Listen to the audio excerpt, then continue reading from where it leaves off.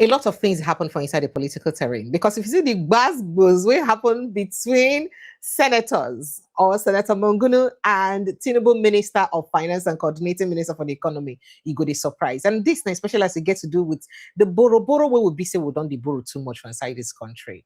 Are you on the side of the minister or are you on the side of the Senate? And then, of course, there's an issue of the lack of the implementation of the budget. What people don't they talk about? Why would they so silent about this lack of implementation of our budget? Why wouldn't they talk anything about them? Why didn't they even go on with this budget implementation? Why nobody they talk about them? Well, that's not even all the conversation we will get, because Aisha Yesufu don't say in a same country they're supposed to pursue Tinubu sins. They're supposed to impeach and sins, because this kind of thing when they do is becoming unbecoming. They're supposed to impeach him years ago. You're not supposed to even date him now. Who want impeach him? Which administration? For where? Welcome to the show, my guys. You know, some of those videos I wanted us to play yesterday, that the long conversation we had yesterday did not let us play, which had to do with Peter Obi's interview with Noah TV. Yesterday, he had that interview with Noah TV US, and then he also had an interview with DW. We didn't really touch those interviews, so we'll look at them today because I'm sure we have time for it. So welcome to the show. It's always a great time to discuss politics, governance, and everything we concern our economy and everything we concern our Nigeria with all of us. Welcome to the show. We'll take a small break. When we'll come back, we'll dive straight into the conversation. And I'll let you know.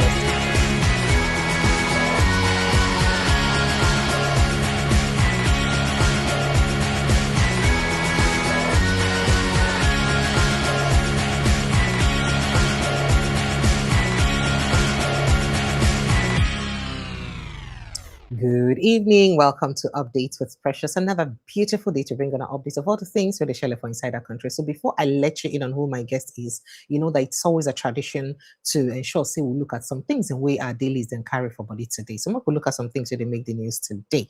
PDP has overcome crisis, ready for 2027 election. BOT chairman Ogwabunwana. This same PDP faction where they talk, say, then suppose say then they support, they endorse President Bola Ahmed Tinubu. How can you call yourself an opposition and you're endorsing another? You guys, stop it now. Well, that's what people are saying. Who cares where? Who cares? Where are the loots hidden? Aisha Yesufu on Abacha dying of cardiac arrest during sex. All right, we'll get to that conversation very soon. INEC officials demand 2,000 naira before releasing PVCs in Anambra State. Residents alleges, and there was that video making the run, and people were talking about it. Please, I can't play that because of the chaos in that video. Ex-Minister Gimba sues ADC candidates over Niger South senatorial primaries. And then 2027 opposition too divided to threaten APC. Agbaka Haley, they talked, not be on a plan for them to be divided before. Say the truth. Say the truth. Monkey had no day inside the pot of soup. What that now waiting people they allege. Meanwhile, Benue APC crisis, court fixes state to hear aggrieved party members. And then moving on to other issues, Nigerian government returns 13 oil blocks to licensing baskets as 143 firms submit bids. Who will collect them now? We never know. Meanwhile, let's see what we have here. Tinubu's government borrowing astronomical, now a concern. Senator Alero, say, in fact, say right now, say it don't be very troubling. Make I talk with it. Make I read and small waiting in talk. I'm not gonna say. Now, the senator representing Kebbi Central, Adamu Alero, has said borrowing by the President Bola Ahmed Tinubu's administration is or has become a serious concern for Nigerians. Now, Senator Alero described the borrowing by the president or President Bola Ahmed Tinubu's administration as astronomical. That is, it use speed of rockets, they fly up. Say, why now? Now, speaking in Abuja, the lawmaker said, we have seen an astronomical rise in borrowing, and this borrowing is of serious concern to Nigerians. What I'm saying is in the public domain, as it is not anything hidden. Now, when this government came in, it inherited, I think, about 75 trillion naira, and now it has added almost 75 trillion naira to 80 trillion naira on top of the one we inherit. Meanwhile, that one we inherit now borrowing we span 8 years or in under 3 years. Pium, it don't double up.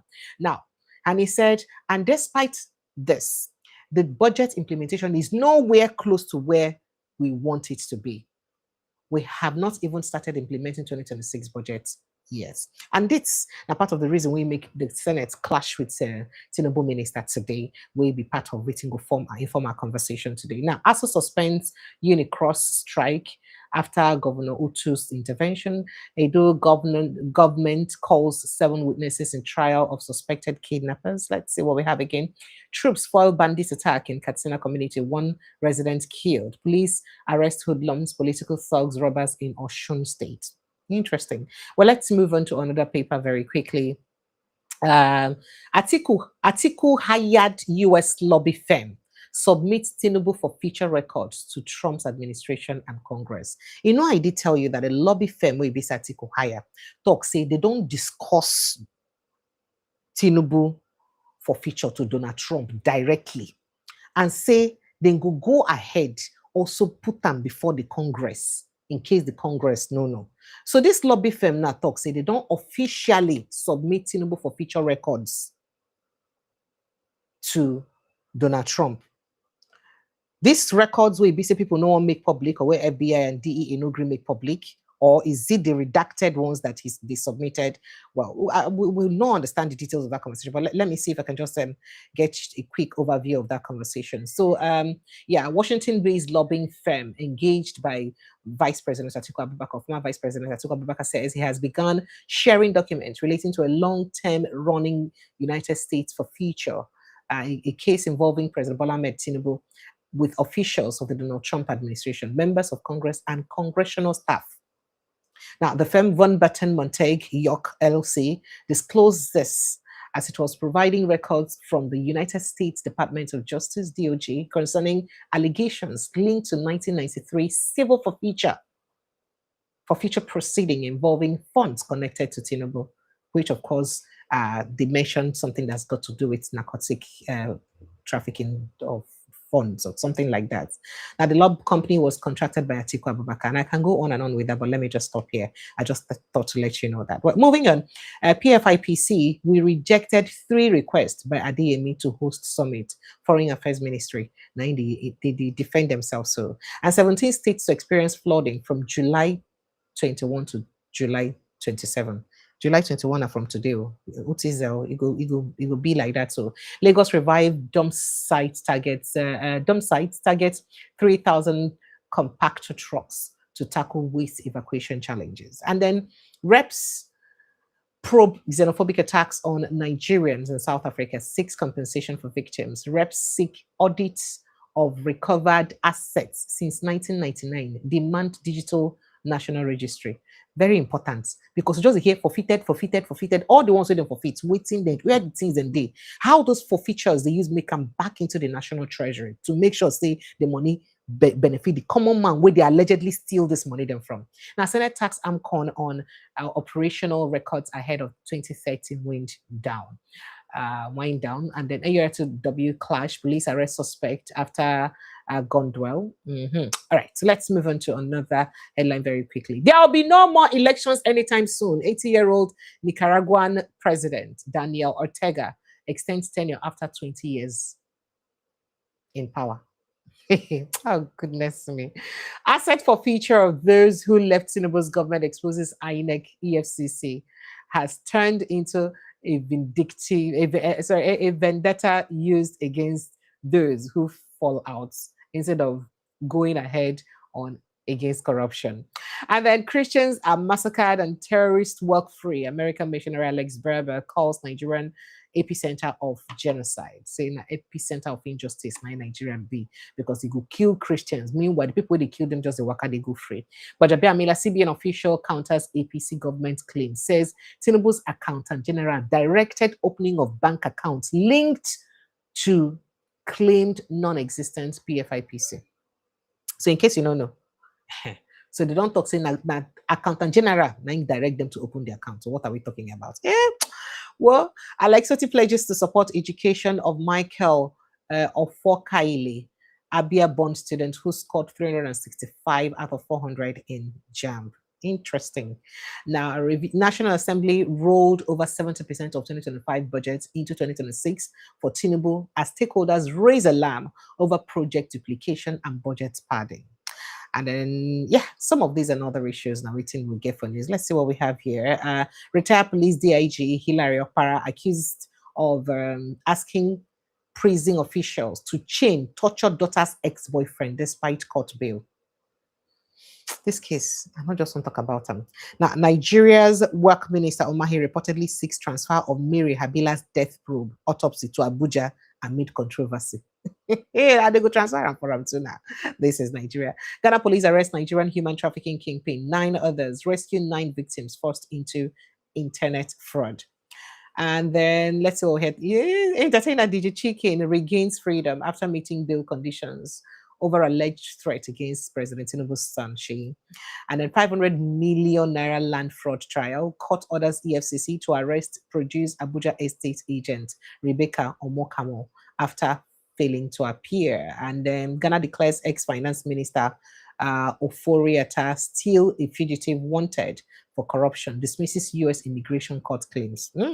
Bandits ambush truck in Zamfara, kill 1, abduct several travelers as security forces rescue 11. And then I narrowly escaped assassination. Ondo lawmaker accuses speaker of intimidation over alleged Oshopadek funds and the scandal. DSS arraigned ex-NBA chairman over WhatsApp posts on land dispute involving appeal court president. So many issues there. Reps summons Nigeria's foreign affairs minister, NSA, amid fake PFIPC probe. Okay, now. All right, customs officer soldiers allegedly kill residents, injure 2 while chasing rice smugglers in Lagos. In case you don't understand, they chase people with smuggle rice, then they can't kill residents, wound 2 people in that process. Customs. Very sad. 7-month-old baby burned to death as gas explosion destroys shops in Lagos communities. Well, some of these issues and more are waiting the inside the news. Plus, I told you what Aisha Yesufu said, that Tinubu should have resigned he should have been impeached years back.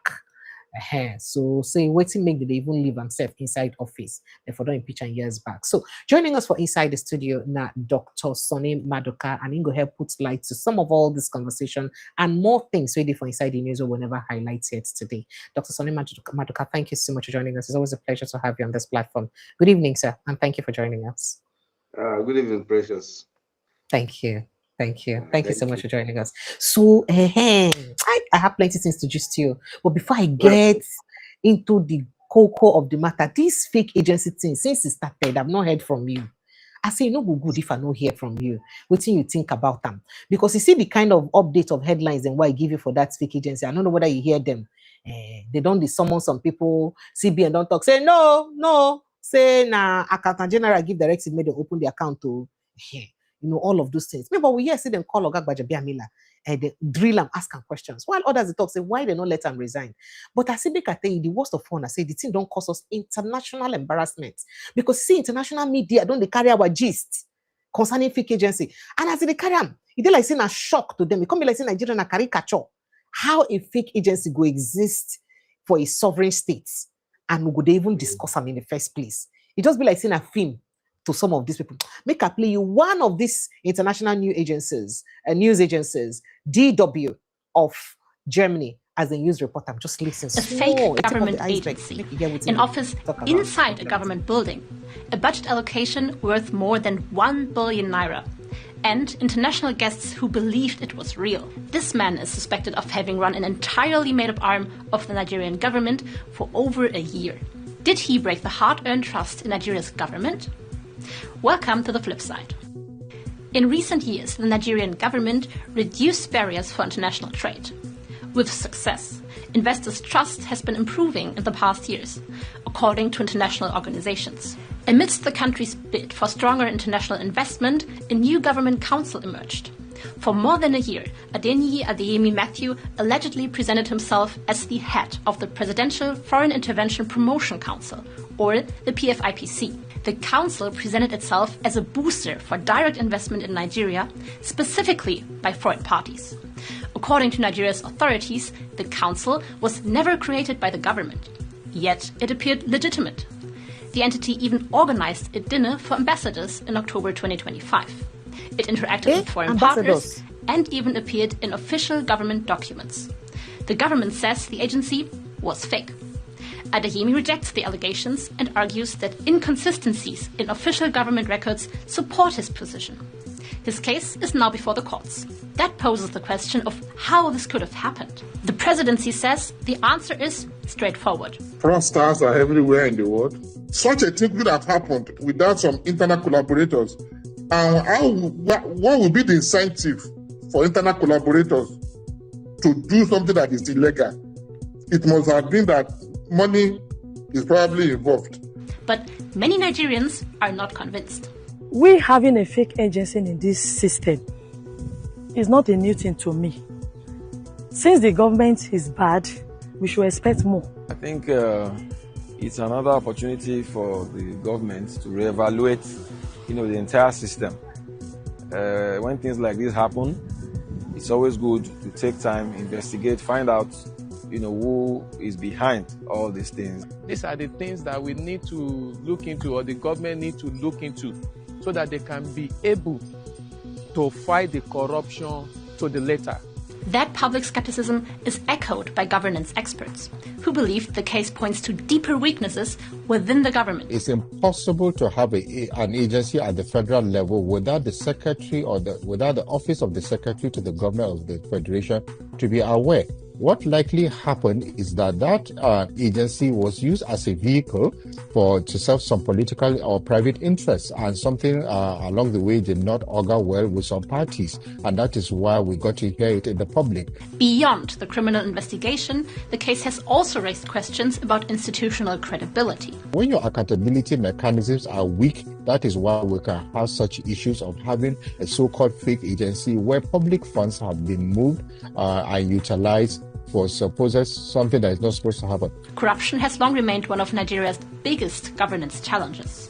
The government, however, suggests this case will not have an effect on the outside's perception. I don't think so. I don't think it has stand laws of the country. Whether this case has a lasting impact on investors' confidence will depend largely on how quickly investigators establish what happened and whether those responsible are held accountable. The alleged fake agency has been dismantled. The suspect has been arrested. But the investigation is far from over. Was this simply an elaborate fraud, or did it expose a deeper weakness inside Nigeria's institutions? And that's the flip side. Does it deeper expose rot way there inside the institution? Sir, the fact that Nigeria makes it to international media in this kind of case, what does it speak about our country, honestly speaking? Because this is, I don't know, I'm embarrassed to see this about our country. We have a lot of brilliant things happening in Nigeria, wonderful things happening in Nigeria. Why are international news agencies not reporting these beautiful things about us? Why does it have to be about this kind of case? And say people need to hear Nigerian corruption before now. It can't be like, say, they legitimize within them the gossip us already about corruption. Let me take your thought on this, sir. Precious, if you talk about shame in this country, I don't think we're interested in being whatever you want to call it. Globally, we're a disgraced country. I have to tell you that fundamentally, let me start from the beginning. One, this is a country where if I want to get a job in a company, the standard requirement for me to get that job is at least first degree. That is what I'm supposed to tender to any company for me to get a job. But the person who is the head of that country, the certificate is a little bit frosty. So fundamentally, you can't give a monkey banana and you expect baboon not to crush on it. We have a problem, and that is fundamental. Until we look at merit as the core attribute for us to elect our leader, we'll be electing people who don't even understand what leadership is all about. You're talking about shame. This is more than a shame. Hell. But it's not. That is not shame, senior brother. Yes, it didn't start today. Hell. Precious, we are here when they told you that monkeys swallow money in this country. Ew. Which shame is that? Where on earth have you had a monkey or snake swallow money? And the whole thing went like that. Nobody was arrested, nobody was accused, nobody was jailed. Listen, we are in this country where people are doing trade bargaining for corrupt practices, for stealing our money. These people are supposed to be in jail. Rather, what they are now telling us that this one forfeited 48 houses, this one forfeited 3.30 billion, for Christ's sake. And those people are walking around. And if one of them is even going to contest for governorship. So what are you talking about? That's kind of shame. In the same country, once you have something that is against the law, you're supposed to, at least if you don't even have any shame, stay on the background. But it doesn't happen like that. In fact, it's like the more you steal, the more you are caught, and the more you open up to your influential saga, kind of. So there's nothing like this issue about agency. Remember, when it first came out, it was like it can't happen. No, it's not true. Now it has been discovered to be true.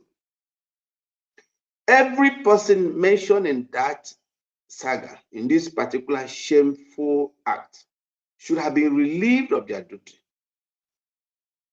Now, you say SCPC invited Bajamila.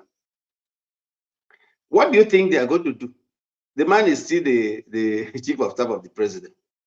So what do you think they are going to do? If are you saying that the fact that he still retains his job may not do justice to the investigation? That's even the shame we should be talking about. Because it is a shame if outsiders are now bringing out our own shame to us. And still we are not seeing that shame. We didn't look at the mirror to see how disgusting we are. This is an aberration. No sane country will allow such to happen. And the citizens are going about their things as if nothing happened. And as of today, I don't even know if we do a thorough audit of the agencies, if we couldn't get others that are in this particular, similar situation. Because for somebody to get a code from CBN to put an account, for somebody to get into the budgeting system with a code, for somebody to pass through the National Assembly, get a budget, then it's a syndicate. We have not been told what is going to happen. But from all indications, I'm telling you, this thing is going to end somehow. Nigeria, we always we make noise at the instance of anything. But I'm giving you 2 months. You see this Java Gate or whatever, it's going to end. And we're back to square one. But I told you right from the beginning, this is a country where I just gave you an analogy. If I want to get employed to any company, I'm being asked to declare my age, declare my certificate, and they are being asked, do you have any security issue with you? Have you been invited in court? Have you been arrested? And this and that. Those are the things that are being filled in this form. And your number one citizen, as of today, you cannot tell me this is a certificate. The Bajamila you're talking about, you heard what Showore said about him last time. And so when you have a group of people like this, what do you expect? When people who are not ashamed to even lie low for what they've done in the past, what do you expect? And don't forget, there's one Igbo proverb that says, they say, shame no they catch person wey steal. Now in brothers and sisters. So today, I'm telling you, Shame no catch those people. Oh, me and you they talk. Now Nigeria image they damage so. And they don't care. So if they have moral value and principle, what they will have done is relieve themselves, let this investigation continue, and then let them get exonerated. They can be called back. But you know, Nigeria is not done that way. It is who you know and what you can be able to do. And especially with the presidency. I know our president is like an emperor. So let me put that way, like emperor. So his words are final. So his chief of staff is in a mess. And if he decides to say nothing happens, nothing. So Nigeria will going out as the way we are. And sadly, it's a shame. It's terribly shame. That's what I would just say on that. I think I wrote something about that. I've wrote something because I don't know how a country will eulogize criminality and they don't feel ashamed. And if you call a government spokesperson now, just like Bayo Ononoga, they will tell you stories that you can't even believe that somebody will say. They will defend it. It's good to defend issue, but at least own up to your deficiencies, own up to your own wrong. That's what, sometimes when somebody says, I'm sorry, it helps to douse tension. But this government has never, ever said to Nigerians, we are sorry we messed up. But this time they are defending from one calamity to another, and now it's a global image damaging. And still, nothing happens. So this is where we are. So it's unfortunate. All right. So there are a couple of things Nigerians will expect this administration to do, especially after some major issues like the suspension of Beta Edu. After what they say they go do investigation and get back to us. Till now, Nigerians never still get feedback on the outcome of that investigation. Waiting happen and waiting they go on. We never still know waiting they go on till now. And Nigerians are asking questions. And people also thought that this administration perhaps would have investigated the subsidy regime, even if it's at the minutest level. So at least know why waiting make that subsidy, waiting make that subsidy, waiting be the need for the removal of the subsidy when we could suffer, waiting would suffer. That one never happened. But we don't see a lot of people again where we say, even though say they were former APC members, where this administration don't they probe, we get the Aero 5 probe now, we see they go on, they never grant and bail. We get Malami way forfeit. You don't see the number of properties with Malami where they forfeit, where they don't force them to one man. And people they talk say that now because of saying not come for this the circle of this government, because if anything doing come back for government, somehow the properties will go back again to them. And people are even alarmed at the level of wealth one person is acquiring. It never reached time when BC Nigerians go make law, we will chronicle the wealth of politicians. Because who were these people before they got into politics? How did they achieve their wealth?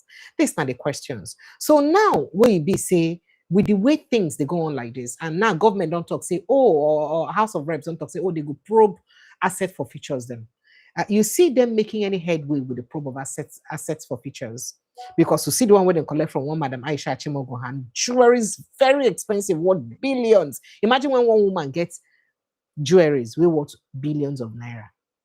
Then you can imagine billions of naira, dollars, make I not even insult the money. Then you can imagine. Then cars, we also worth billions. Then you could imagine what in a BC would you do? Even though some people say she be businesswoman and she has a right to her wealth and all that. But how do you do? Because people don't often try to talk, say most of these looted funds, they in turn reloot them again. You know what's happened to the Ikoyi building own and all of the Ikoyi fund and all of those. So you think say this probably House of Reps won't go yield any results? That one. And secondly, what do you think say this administration is supposed to do better in terms of probing people will be say their hand don't they fingered for one crime or the other, and doing that transparently? Yeah, let's start from the Edu you talked about. You remember after he yes, was Cordelia, we're suspended, live, please. Sorry, Sameka responds to someone. Cordelia, we're live here. And please kindly like and subscribe. If you like the show, subscribe and then drop your comments, please. You can also share, please. Thank you so much. Go ahead, sir. Okay. So, like you talked about, immediately after her suspension, just a few days, she was in the president's place, and declared as she's one of the daughters of president. So, what do you expect? Then you talk about the issue about Malami and Coke, which I've already highlighted in my first listing. And you talked about subsidy. Are you aware that as now we've paid over 7 trillion naira, and what NNPC call it in their book is something support, national something security support or something like that. So as at the time we're paying subsidy, it's now up to 7 point something trillion. Now, NNPC target in their books as national something support fund. I'll get this. So who is lying to who? You said you remove subsidy. We're not supposed to see in the books of NNPC anything that has to do with subsidizing petroleum products at all. We're not supposed to, and it's not supposed to be. Now you ask me for the solutions, and I pray that APC can do that, but I'm just not sure. One of the things that APC will do that will give Nigerians a little bit of comfort is that the moment they stop welcoming people, non-culprits, non-thieves, and they say once you enter APC, your sins are forgiven. That to me is insensitivity. That to me is taking Nigerians for granted. Are you saying that anybody are you saying that there are people indicted in one thing or the other that are now in APC and those things have been washed away? Many of them. You had when Shimola said it, that once you're sin and you cross over, your sins are forgiven. That word was absolutely insensitive. It gives credence that those people being prosecuted, are people who are not aligning. Because if, like you said before, assuming if Malami San is still with APC, I'm telling you, this investigation will happen. It won't. So now you're having double laws, one for the people and one for the APC enclave. So it is very, very unfortunate. Now, another thing that APC should do, if they can target one high-profile case and allow that person to smell the rod in a jail, maybe Nigerians will kind of sit up. Rather, what happened, about Georges Okano, what happened to Georges Okano? Yeah, your former governor, sir. Yeah, my governor. So you see how the whole thing ended. In a same country, for the fact that you are a convict before, you're not supposed to even be part of that country's whatever leadership, anything. You are talking about, there's something you said about bringing a law, and I was laughing inside of me because even the Akpabio, the Senate president, you know how he came to the Senate, which was against the law, which was against the Constitution. And today he's presiding over a legalized institute through illegal means. So how do you think that a thief will protect you from being attacked or being how do I put that word? A thief will not. If I will encourage you to get being thieved. So this is the issue. So when you have people at the top not having the kind of confidence to say, this is me, my integrity-wise, my competency-wise, my honesty-wise, my capacity-wise, this is me. You know, then people can relate with. But when you have a bunch of people ruling from the height of the institution, you don't expect anything. You know, a snake will always give birth to a snake. So even when they are doing all this constitutional review, I was telling somebody it will not end in anything. Because at the end of it, that's it. So when you talk about being serious, a government that is serious will start from the top. That was what I think Singapore did.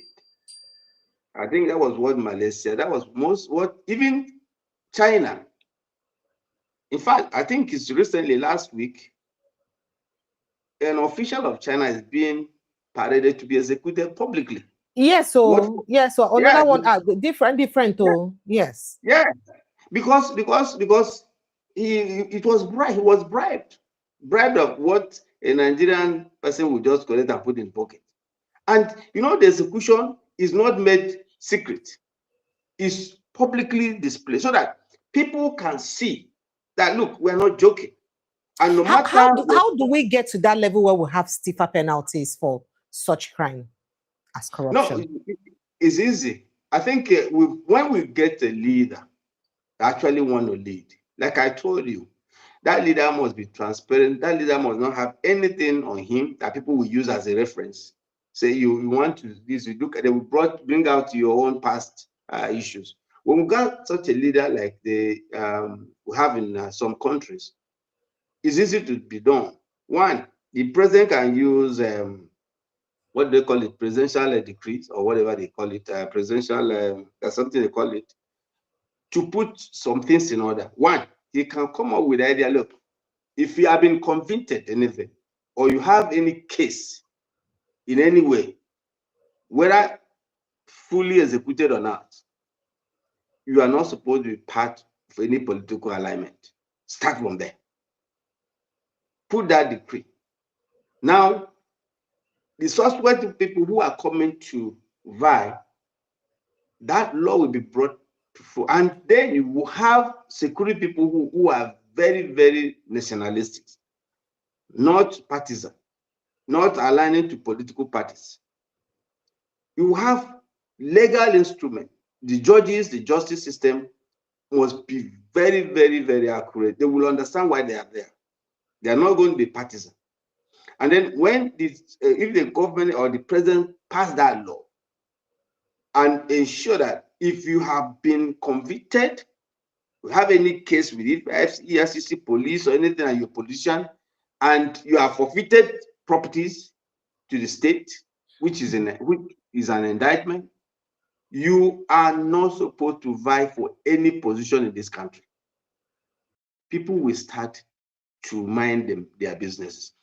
Two, if you are in a case, the government should have what I call special court. This special court is to try every political appointee that is found wanting anyway. Because you see, this court issue of bail and this and that, through some cases are 4 or 5 years. At the end of it, the file ends there and the thing goes. There should be a special court that will try politicians, and that they will give that court maximum 2 months to deal with any case in their jurisdiction. And anybody found culpable must go to jail. So when you put these things in place, I'm telling you, Nigerians will sit up. I'll give you an instance. During the Idiabo period, you know, Nigerians started sitting up. You can't go to anywhere and want to pee, or you want to go to anywhere and start being rowdy. You must queue. So Nigerians sometimes. But was that not credited to Buhari at that time? Well, we call it Idiabo Buhari. So, but we know who is really actually functioning. But whatever it is, because the second Buhari wasn't the first Buhari. Let me put it that way. So when leaders are serious, like I said, we will get this country. And I'm telling you, it won't take anything for us to get this country. Because you know, we are so blessed in terms of rich natural resources, in terms of human resources. Anything you want in this country, in this world, is in Nigeria. What we need is just a leader, a single leader that could show example of how leadership should be. Just I was telling you about the diabo. Nigerians saw a leader who is not only talking, but following the practicability of what he's saying. So when Nigerians say, he's telling me to tight my belt, endure, sacrifice, but I'm seeing you in a convoy of 100 cars. I'm seeing a convoy with lavish entourage. This is madness. Today we have how many jets packed for president? For Christ's sake, for what are you packing those jets for? We don't have national carrier, and you don't feel that this is wrong. That jets packed could be either put up for either as a national carrier to start from there. You will get people employed, and of course we will have, like you're talking about, branding. Our national name will be branded globally. So we have people who are still self, and not only they are self, they are protecting their own type. And that is what we're having problem. But for this country, I'm telling you, go and mark it. The day we get a good leader, I'll tell you, patient will talk about it. 2 years. You know why I'm saying this? I'm using Abia State as an instance. Abia State, nobody believed that we could have what we're having right now in terms of infrastructure, in terms of smart school, in terms of, and every village is touched. And sometimes I ask, where do you get this money? Because for 24 years, what happened? That you can go to Aba, you saw heaps of refugees. About where the road is a no-go zone. Uzuakoli no-go zone. Nonya Isukwato no-go zone. Aba Okigwe no-go zone. But these places now, you can close your eye in minutes. You're there. And not only that, other things are evolving. So that means that if we have the same leadership in the center, I'm telling you, in 2-3 years, Nigeria will turn around. Nigeria is not a bad country. We have great men, great minds. What they just need is just somebody who will trigger them. And when you're triggering them, be the trigger that they want to see. All right, sir. So let me ask you very quickly. I mean, because this is part of the conversation around having competent leaders in place and people with the right character to even fight the mess that we're facing right now. And so I take you straight to Atiku Abubakar's conversation around his lobby firm that has now submitted details of President Bola Ahmed Tinubu's for future, according to them, in 1993 to the administration of President Donald Trump, including the US Congress. They had said it last week that they will submit every detail that unknown to them. Say even some members of the Congress don't even know. Say the Nigerian president been wants forfeits money because of crime. So say right now, say they go try their best. Say they go make sure say they inform the Congress. What do you think? Say this one mean? Make I let you. What do you think it means? The fact that they've let US Congress and then the US administration know about it. It's a good decision. It's good way to go. But I am not just happy that our own problem will always be solved by outsiders. That's where I'm not too happy. Is it that we can't solve our own problem? Is that we can't solve our problem, or that we must source out everything about our own problem to outsiders? Today we're having problem of security. Can you hear me? I can hear you very well, sir. Go ahead, sir. Okay. Today we're having problem of security. We must go to what we are looking and collaborating with Turkey and US. Okay, we're having problem on our finance, economy. We went and collaborated with France. So can't we, as a nation, solve our problem. Because I've not seen Ghana going to anywhere to say, come and solve my problem. You know, that is my only problem. But for escalating what is happening, the character of our president, I think everybody should know. Because if you are not ashamed, most of us are ashamed. And I always give this. But does it matter? So people are saying that is this not just dragging Nigeria into unnecessary embarrassment? Because this is something that happened years ago. Does it matter? It happened years ago, and then he was not indicted by the court of anything about. So why are we digging up matters like this? Money now. He forfeited money. When you forfeit money, what does that mean? When you forfeit, you're guilty. It's just that the guilty was. It's just like telling you fine. Court, sometimes it's okay, pay fine. His own fine, his own guilty, exoneration was to forfeit that money. For the fact that he forfeited that money, he's guilty. You know, you're talking about branding this country. If we want to brand this country, one citizen is our brand image. When you talk about president, it's a brand. No, it's a brand. Today you're talking about US. Who do people talk about US? It's Donald Trump. When you talk about any other country, it's a leader. When you have a leader who cannot stand in the podium and say, look, this is who I am, track me anywhere.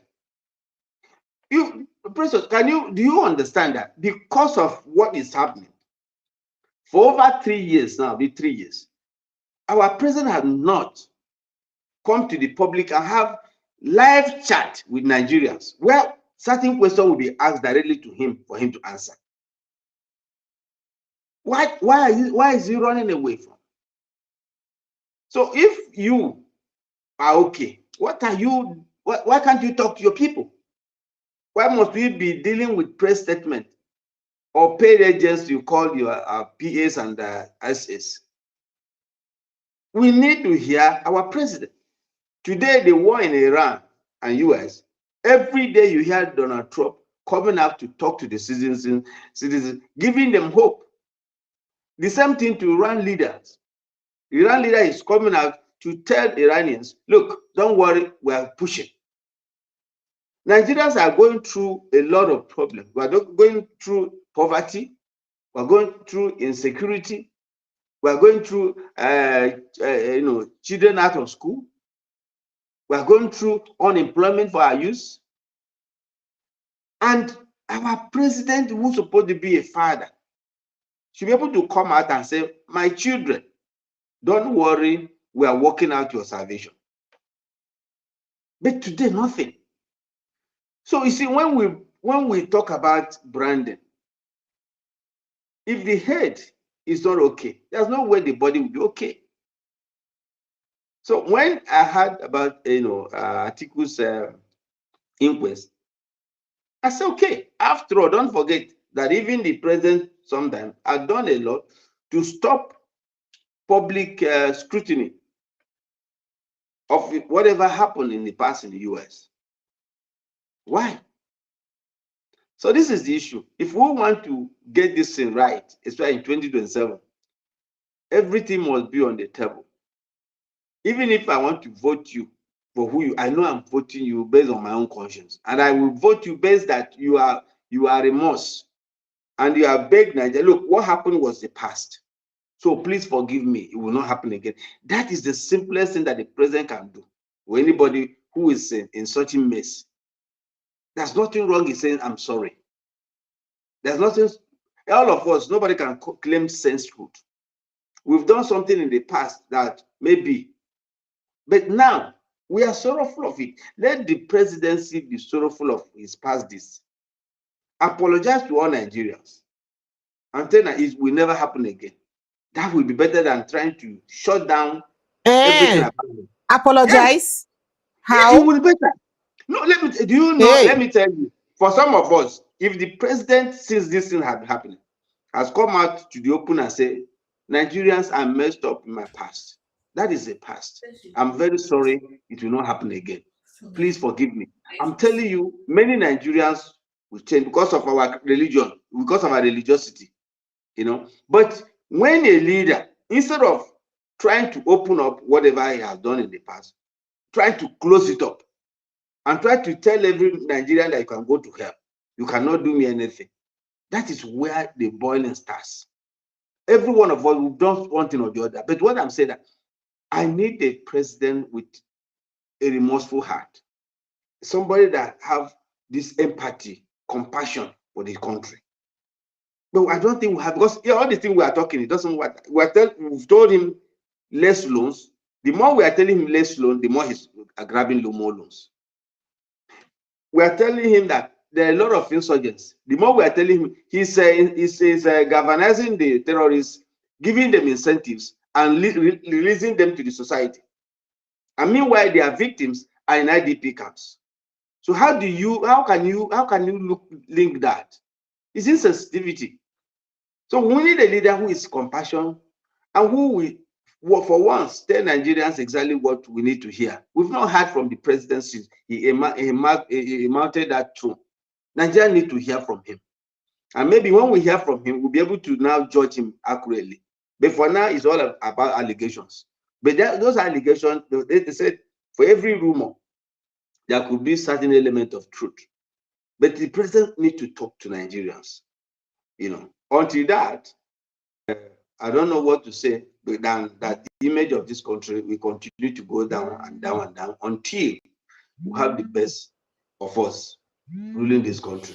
Now, speaking about our death profile, the rising death profile, there was a bit of an argument today during a committee hearing about how will you spend that money. Make you hear what's in the drama we're going between Senator Mungunu and the minister. Where are these monies going to?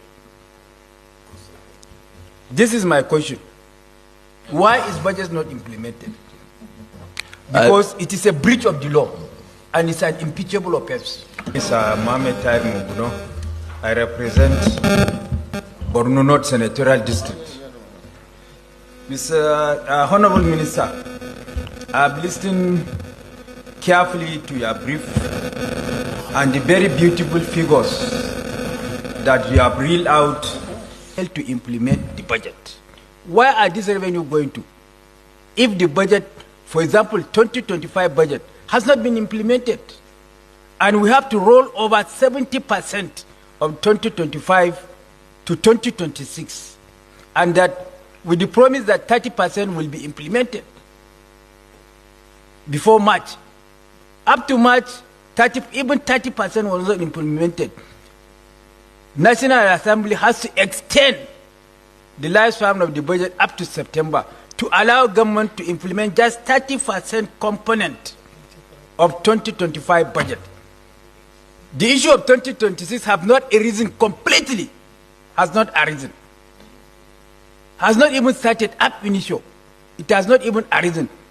So, don't you think is it not contradictory?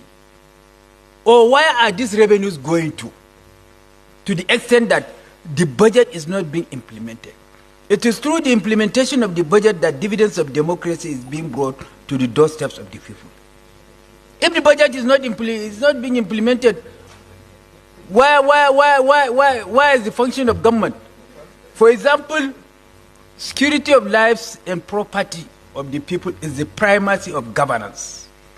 All the security agencies that we have been interacting with them, they are reporting to us that they have received zero allocation in terms of their capital. Where are these monies going to? This is my question. Why is budget not implemented? Because it is a breach of the law and it's an impeachable offense. Then about 3.7 trillion naira was received last month, and only 2 trillion naira was disbursed to the 3 tiers of government. About 1.7 trillion was retained. Why? Why is it that 1.7 trillion was retained? Why not disburse all the 3.7 trillion to the 3 tiers of government? This is my question. Thank you. Particularly foreign loans. And I'll take that, with your permission, together with the last question from distinguished senator, also on debt. I think there is the need for some clarification in terms of how debt numbers are reported. So first, for external loans, we always need the approval of the National Assembly.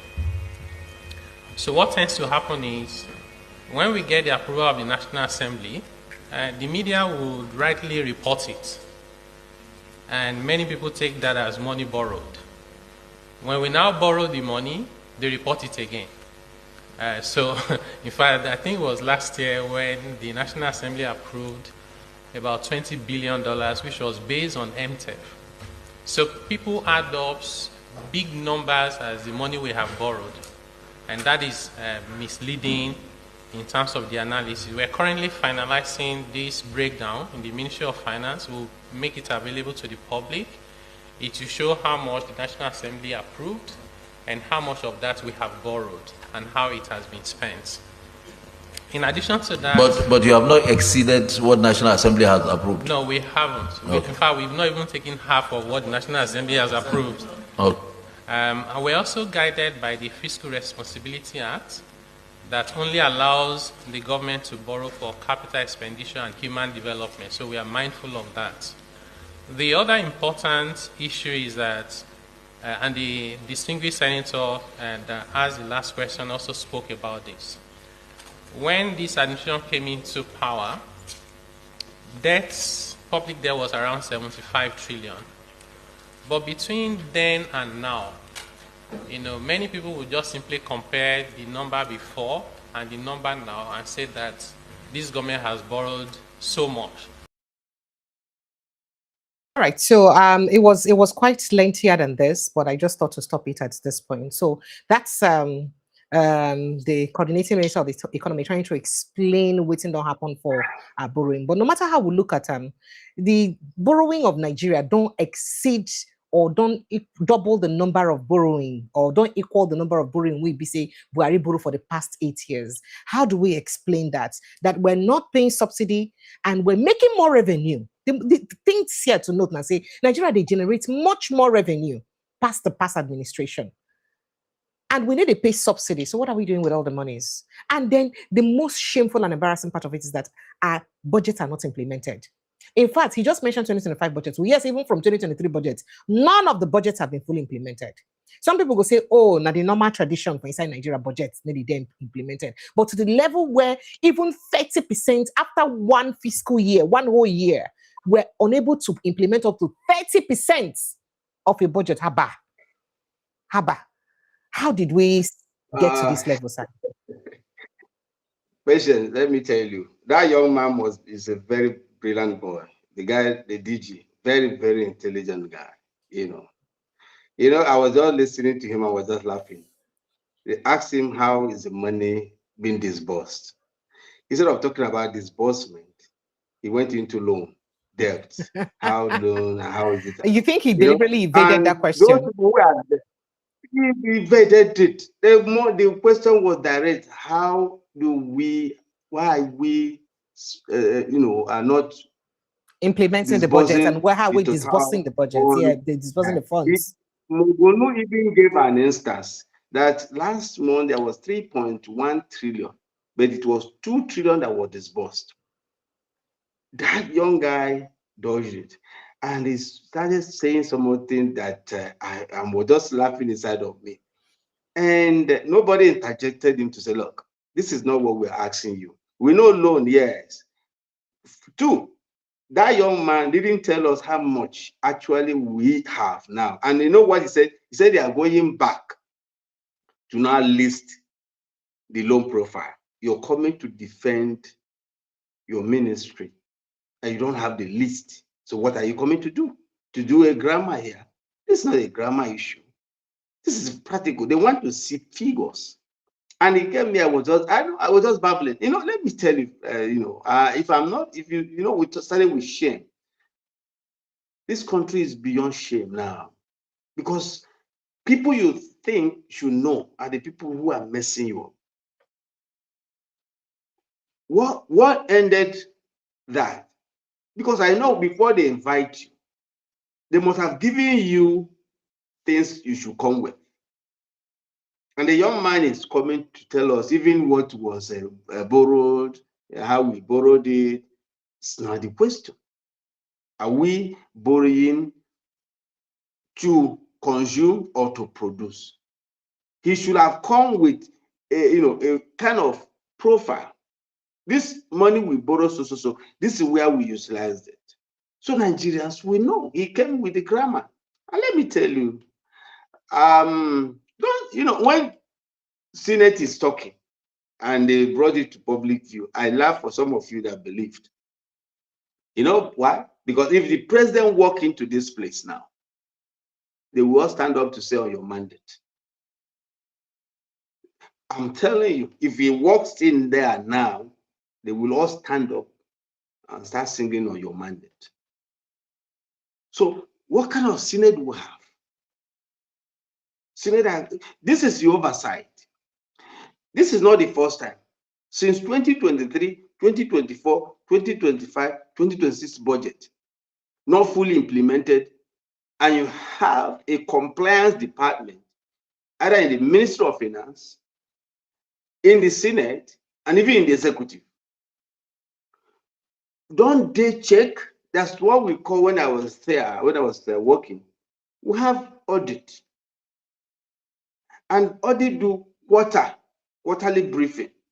They look at your budget. This is what you budget for this quarter. How much have you implemented it? And if they give you audit query as an alert. Nothing. So we don't have compliance department in executive, in the finance, or even in Auditor General's office. These are where you escalate issues that are not being implemented according to what was marshaled. What are they talking about? I think the National Assembly should invite the Auditor General, invite the Accountant General. Let them come and give you the instrument of checks. How do they check the loans? How do they check the disbursement? How? That is the only way we can know how our money is being disbursed. And let me tell you, which is very, very disheartening. Patient as of today, no Nigerian will tell you the kind of budget we are operating. Nobody. Are we operating zero-based budgeting? Are we operating project program budgeting system, PPPSC? Are we operating historical budgeting system? So what budget are we even talking about? A nation must have a budgeting system that will be able to trace, like I said, a project program budgeting system. This, I want to, like they are building Calabar Highway. There's an allocation for this year for that project, and it will be monitored. When that year ends, it's a simple thing. You take what has been expended with what was budgeted. Was it adverse? Was it favorable? If it's adverse, you ask why. Did they add other issues as they are constructed? It's very easy. I'm an accountant, apart from being a marine expert. And I retired at least as a chief auditor. So I know most of this. So nobody can come here to come and bamboozle like what that young man is doing. And nobody questions him. So I can't hear you. Why are we not probing him further? That's the question. Why the Senate they watch him, they not probe him further? Is it that we have senators who lack knowledge in this kind of thing, or what is it that they cannot properly further probe these issues? I told you there's something that somebody used to say there's one thing about being educated and there's another thing being illiterate or being literate. If somebody is talking to you, you don't take the story. You take the underlying principle. What do you want to achieve from what he's telling you? So they asked him a question and he deviated into another thing. And that's it. And because they lack the rudiments of such an inquest, what you have is what we give. Because if somebody said a whole 3.1 trillion was supposed to be disbursed, and they disbursed only 2, what happened to the 1.1? You stay there. Because 1.1 trillion is not a small money. And I'm sure if they go through the budgets from 2023 to date, you will discover that is how the money has been reducing. That means that there's something underlying, like we talked about. You talk about there's no subsidy. So why are you deducting 1.3? Questions should be asked. And then don't forget that recently they said that the governors are mandated, especially the SPC governor, are mandated to so a take fraction some of money their from a fraction of their allowing, a fraction of their and put those allocation. money are Nigerian money, not that allocation are Nigerian money. So that's the problem that I have. Is it that so? What does it mean that the opposition is weak? I think somebody had even asked that question here. Is the structure of the opposition of political parties problematic? Because how do we even have this kind of things happening? An opposition need to make a major case out of them. Another typical example, now waiting they happen right now, according to waiting the constitution state, within from the 1999 constitution, election, CVR, continuous voters registration, suppose at least last till about 90 days before election. But we hear INEC don't bring that timetable. In fact, it was even supposed to elapse on the 12th of July. They now extended it a little bit. I think 1 more week or 2 more weeks. And it end on this 24th, this week now, IBC, it end. And that's over 120 days, almost 150 days to election. And opposition never talk and say, because no matter what is in the Electoral Act, what is in the Constitution is ahead, is superior to what is in the Electoral Act. And this one would disenfranchise a lot of people we're supposed to register. And the opposition is quiet about it. Nobody is talking anything. So what these kind of things now, will you notice, why are people not making noise about it? Why are we quiet about all of these loopholes? When the opposition will only do what they can do because of the situation on ground. And when you talk about constitution, who follows constitution now? If you follow constitution and somebody is telling you that and is not a conjunction that is embedded, when they say you win so percentage and they say no, that's the constitution. So somebody is telling me and is a continuum of a sentence. So the constitution, as far as it depends on judiciary interpretation, what they want. And that is why I have to tell you the basic problem we have today. We have 4 group of people have messed up. Forget the opposition. Opposition is me and you, is citizens. Forget the people who are coming up, who are even risking their life. Because if you talk about opposition, some of them are talking. But Nigerians are not, because of hunger, because the leadership has weaponized this thing. Let me tell you, 1, I will make it 5. 1, who is leading Nigeria? What is his character? What is his attitude? Is he a mean person? Is he a Democrat? Is he somebody who is like, whatever he wants to get, he gets it? How does he get that thing? So these are the things you want to look at. That's 1. Character of the leadership. Is he disposed to embracing everyone or to shut down everybody? And if you mess up, you're somewhere. So that's 1. 2, is the judiciary independent? Because as of today, I was asking one of my friends who is in our house, and because our president wife is coming, he came to Abia today, and he wanted to go, and he was telling me, you know, go. I said, I'm not going. He said, no, you should go. I said, for what? He said, some of them that they are going, because if you don't go register your name, you may win an election, they will use the judiciary. And he said that thing, he didn't know that thing hit me. It's a lie. So politicians in Abia State, that is an opposition state, are saying that they have to go and see the first lady so that if they win election, it will not be used again. Yes. Are you serious? That's to tell you that the judiciary is not independent. Now you heard about they are building them luxury houses everywhere. For Christ's sake, and that's why I brought. Let me bring it back what we discussed about the budget. For every ministry, they have a budget. Are you telling me that the Ministry of Justice, they don't have budget to build quarters for their judges? So what happened to the money probably budgeted for quarters when now the executive are the one who are executing it? Is it the work of executive to execute a project that is meant for the judiciary?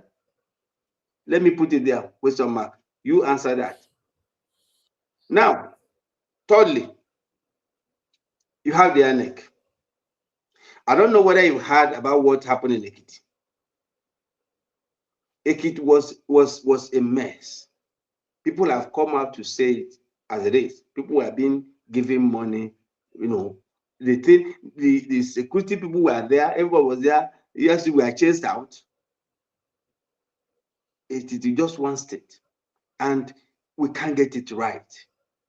And at the end of it, INEC was bold to announce a result that majority of people said was fraud. Then the fourth set, our security agencies. On election days, you will see them turn back when things are going wrong. Instead of arresting anybody who is trying to jeopardize the democracy. So what do you think? When a security person, you even point at and say, see, Oga, that man, they bribe somebody. He will just tell you, say, nah, waiting happen. Because probably, your guy don't give them instruction. So how do you collaborate this? Then the fifth, the citizens. So docile, I've never seen the kind of docility in any same country as Nigerians. I've never. Nigerian docility is the worst that ever happened in anywhere in this world. So how do we now wire them up? Is it even possible to wire Nigerians up or fire them up rather? There have been, yes, some of us are doing that. But the problem is that when government intentionally weaponize poverty, you discover that there's nothing you can do than just talk. Somebody will tell you, nah, talk I go here when my family is hungry. That is the issue. Because you see a father watching the child crying, and somebody come up and bring a bag of rice. You will take it. If we have a state welfare policy whereby every citizen, like we're supposed to have it, and I've been advocating for it, and I wish we can have it in this country, where every citizen must have a stipend, even if it's 50,000 naira, as far as you are 18 years above, because the resources we have in this country can cover that. So that 50,000 can make human being, it can dignify a person. It will make him, when you bring 2,000, he will say, no, I'm hopeful that at the month end, I will get 50,000 from my government. So take your money. But the issue that they've squeezed everybody. They squeeze the vulnerable to the extent that people are walking and talking to themselves now. So poverty is everywhere. And then they use fear on the citizens. Like some of us that are still talking, they use fear. We are talking because we just believe, like me, I said, well, there's nothing else I've tried. I'm more than 60. So what else am I looking for? With risking our lives, even for what we're saying now. But the citizens should be able to take possession of their land. They own this land. For instance, in 2027 election, what I expect the citizen, that's what you want me to ask them. What I expect every citizen, when you vote, stay there. And if anybody wants to catch you, Kukuma make the person kill you, then take that ballot paper out of that place. Because it has gotten to that extent that we are not talking about ourselves, we're talking about generations that are coming. After today, no single opening that you can say this sector is good, this sector is not good. Are you serious, sir? Nowhere. Except one that I'm still a little bit okay. The Minister for Internal Affairs. I'll give it to him. He's trying as much as possible to ensure that things are, he's mold. He's trying to make things easy. If you want to process your passport, a lot. But where is he power? Now, for almost how many weeks we don't have light? And thank God that some governors are trying to see how they can mop up and then start their own. Now you talk about life and property, which is the fundamental of every government. People are dying every day, precious. Every day you woke up, you must see one death or kidnapping or this. And people just stay like nothing happened. The government stay mute. Just in Iran, few days ago, 2 American soldiers were killed, 1 missing, and some injured. The whole of America is at war because of 2 soldiers. Look at our brigadier generals. Look at our armies. Look at our civilians. Look at our mothers and fathers. Look at our children that are in the bush. What are you talking? And the government is sensible. That's why I said, when the leader cannot come to talk to you, it means that you don't matter. You see where I'm coming? So the leadership don't even care because the system has been compromised. They don't care. Election come today, tomorrow. They will manipulate it. We don't, until we have a stable system, institution that there's no way you can manipulate it. And I think it's in this your program that I said something about how INEC can go this in and we will come out with the best. You don't need to go and stay. In fact, there was an election that in my club we are trying to do, which I'm part of. And if we've been doing a lot of things, we're using online. So anywhere you are, we give every member a code. So that at that time, we give you time. Between social time, so that this thing will close. So we'll push it. You make your vote from the house. Everybody in Nigeria, I don't think people don't have phones. If you don't have phone, let's forget it. Let's do people that are learned. Let them vote. Forget anybody, whether they will tell you that the vast majority of Nigerians are unlearned and that let you me can't tell you, disenfranchise them. Let me tell you, if we don't start like that, they will still be manipulating those people. Because those people that don't have are people that are collecting 5,000 naira, 2,000 naira. So if we don't get it from, if you have phone, if once you have a name, nobody is going to disenfranchise you. Your name have it, and they will just give you a code. At the time of the election, this election can be done, all the election can be done one day. What they need is just that your code, they send it either through email or your phone. You scroll to presidency, you see all the number people there. From the comfort of your home, you tap, you go to vice president, you tap, you do everything. At the end of you submit. The system takes it. But people are citing even the just concluded NBA elections, that even that one also had issues. Should be they adopt online voting. But even at that, with electronic voting, they still had an issue. So I'm saying when you give people who are credible, not people who are not credible. Because even if you get the best of system to a corrupt person, he will manipulate it. You know, somebody was advising a few days ago, said, how we wish we can give people like, sorry to put it here, very dark man as INEC chairman. Say, you know, he was just making instance. We know people that are capable. We know, let's assume you give somebody like Dele Fatiromi, or you give somebody like Showore, or you give somebody like Showore to be INEC chairman. What are you talking? Are you going to bribe those kind of people? You can't. So they look for people they can manipulate and give those positions. So you know that we don't know our problem. We know. But leadership always go to people they can manipulate. And if we can get it right, everything is going to be okay. Because people will vote through your conscience. And that's why today, when somebody is talking to me, I ask you, who did you vote? When you tell me, I say, okay, no problem. You know your conscience. Yeah, you know your conscience. Because I'm okay because I know who I voted. So I don't feel anyhow, whatever is happening. Imagine I voted and I'm having a problem with what I voted for, do you know I will not sleep? Try. My conscience, yeah. So this is it. When people know that if you steal, if you manipulate institutions, if you do anything corrupt, you're going to be publicly stoned or executed, we will sit down. The first Idiabo and Buhari regime, drug wasn't in Nigeria.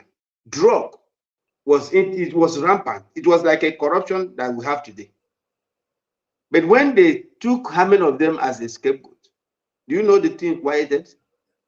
So you're saying that corruption and criminality exists because we've not had the will to tackle them, at least to punish people to serve as a deterrent. Yes, exactly. Because like I told you, if somebody stole money that he can buy 48 choice properties, and they said court has forfeited it, and the guy is still vying for governorship. Hey, is it normal? Is it normal? But in this case, we're talking about a former attorney general, meaning that it's supposed to be the most upright person in Nigeria.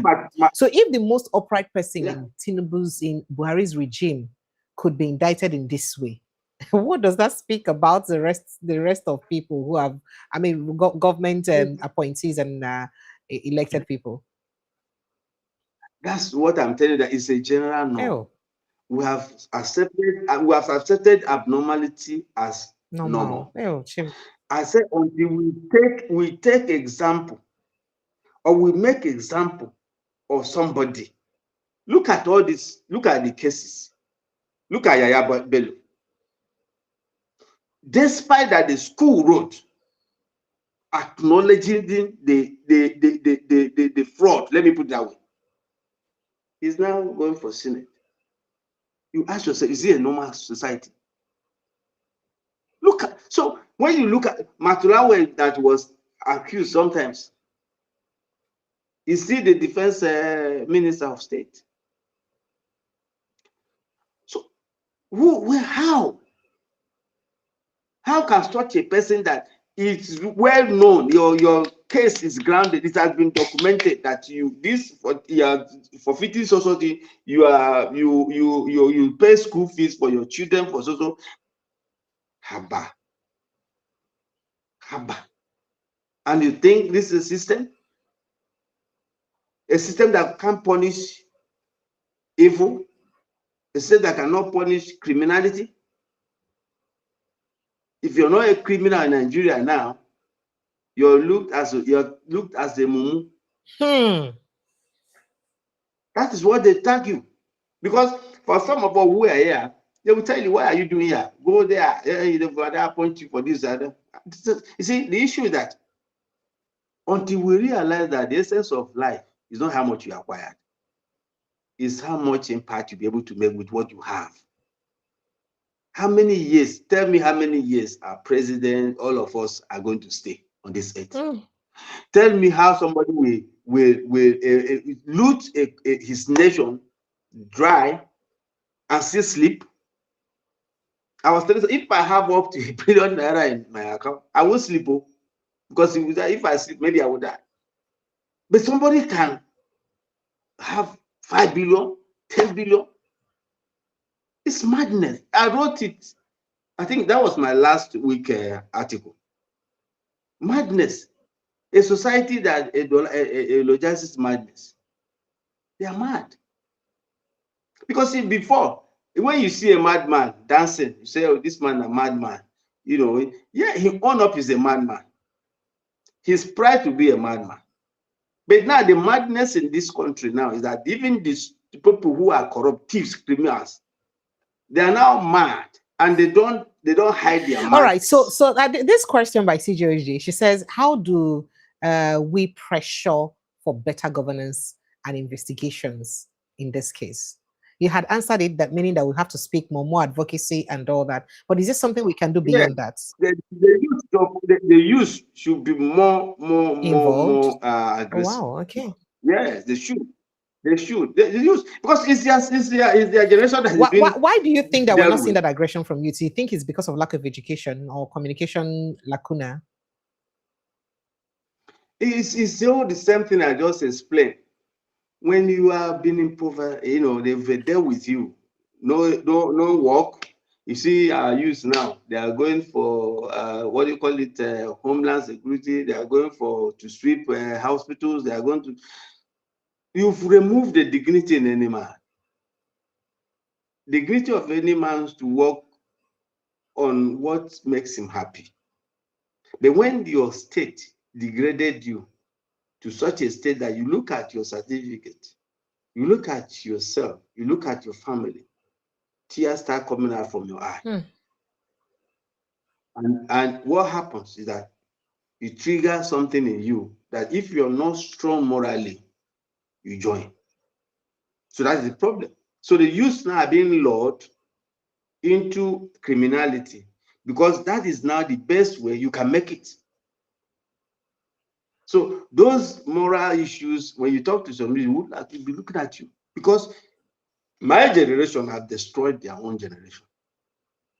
And that is the truth. I school in public school. I had the best. We are given books, we are given everything.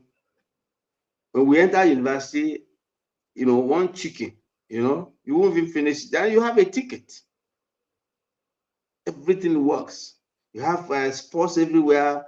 Every time you have a sport, you can join anything. There was love. I don't see you as a Yoruba man. I don't see you as high school in Unilag. So we don't see each other as anything. The English that great Akoka, great. That is our emblem. That's our joy. That's our pride. Yet today, somebody sees you, first of all, he measures you and says, where is this person coming from?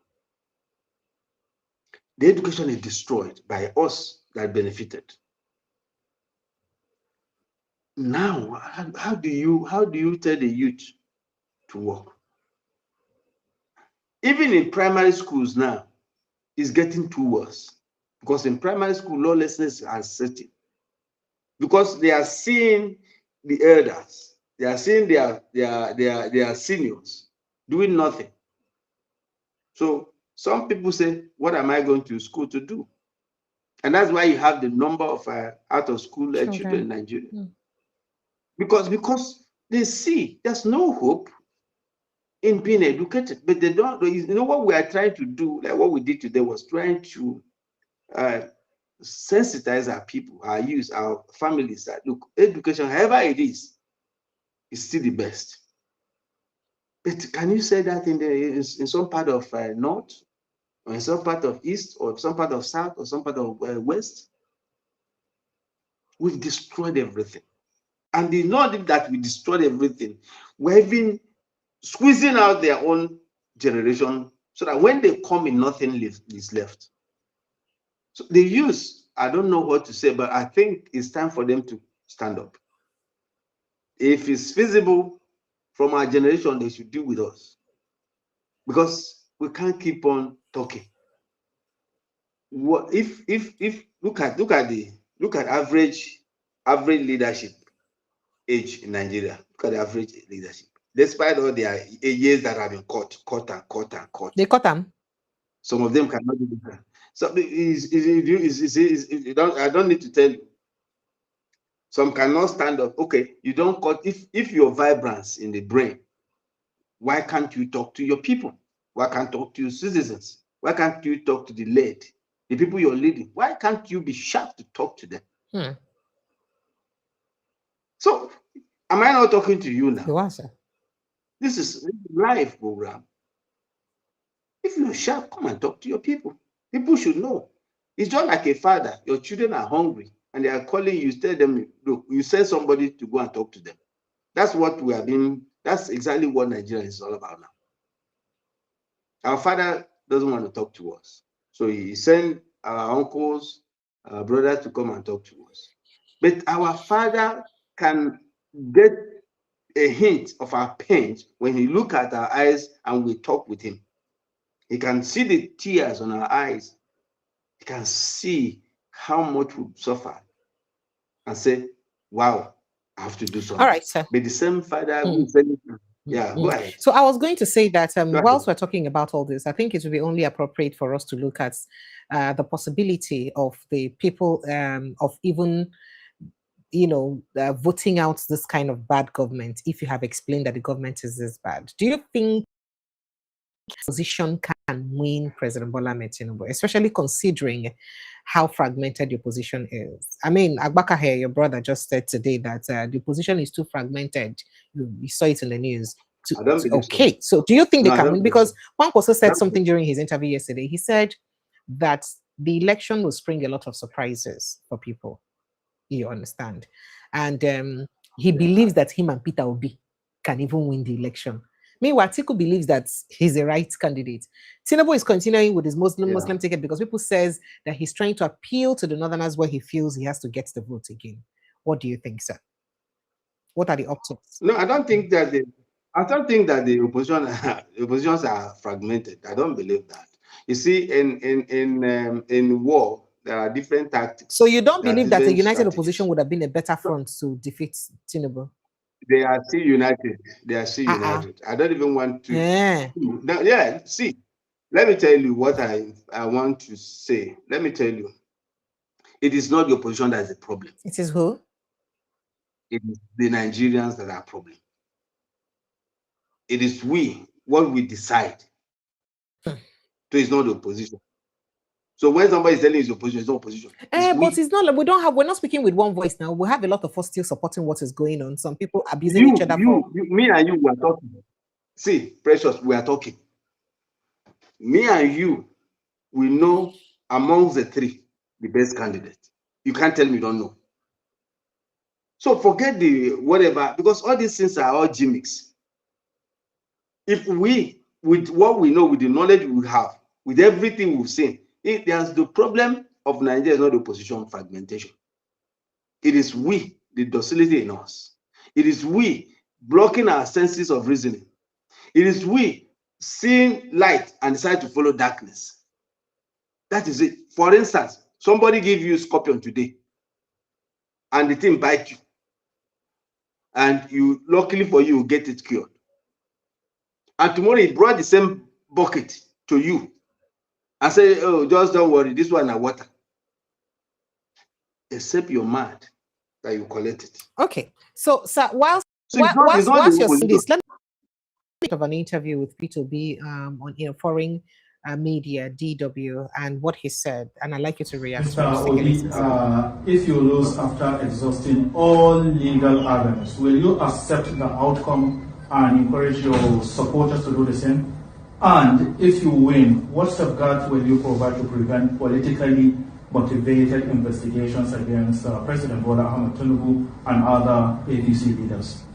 Let me tell you, one, I will not lose.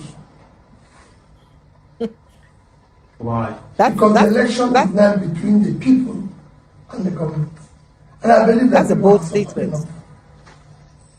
And this election, so it's not me that will tell the people what to do.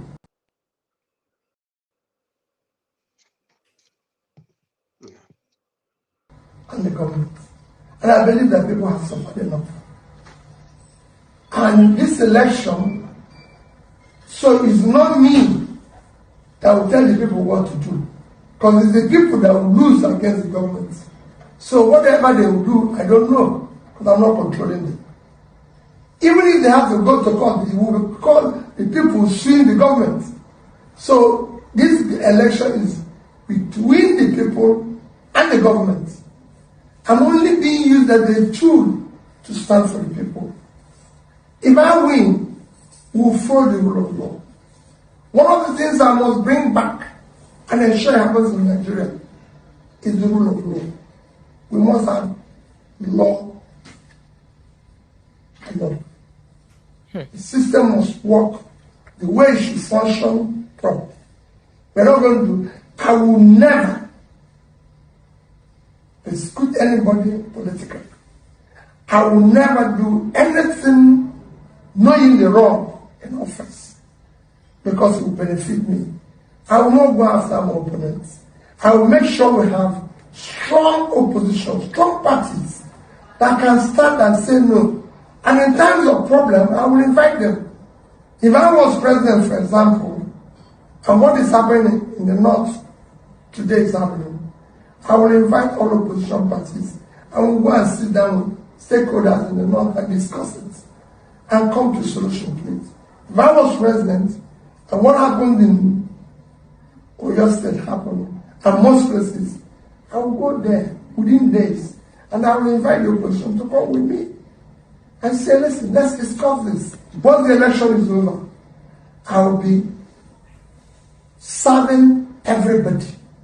And I want every idea. And since I don't have monopoly of knowledge, I will listen to others and I will learn from them. And we'll do the right thing for the Nigerian people.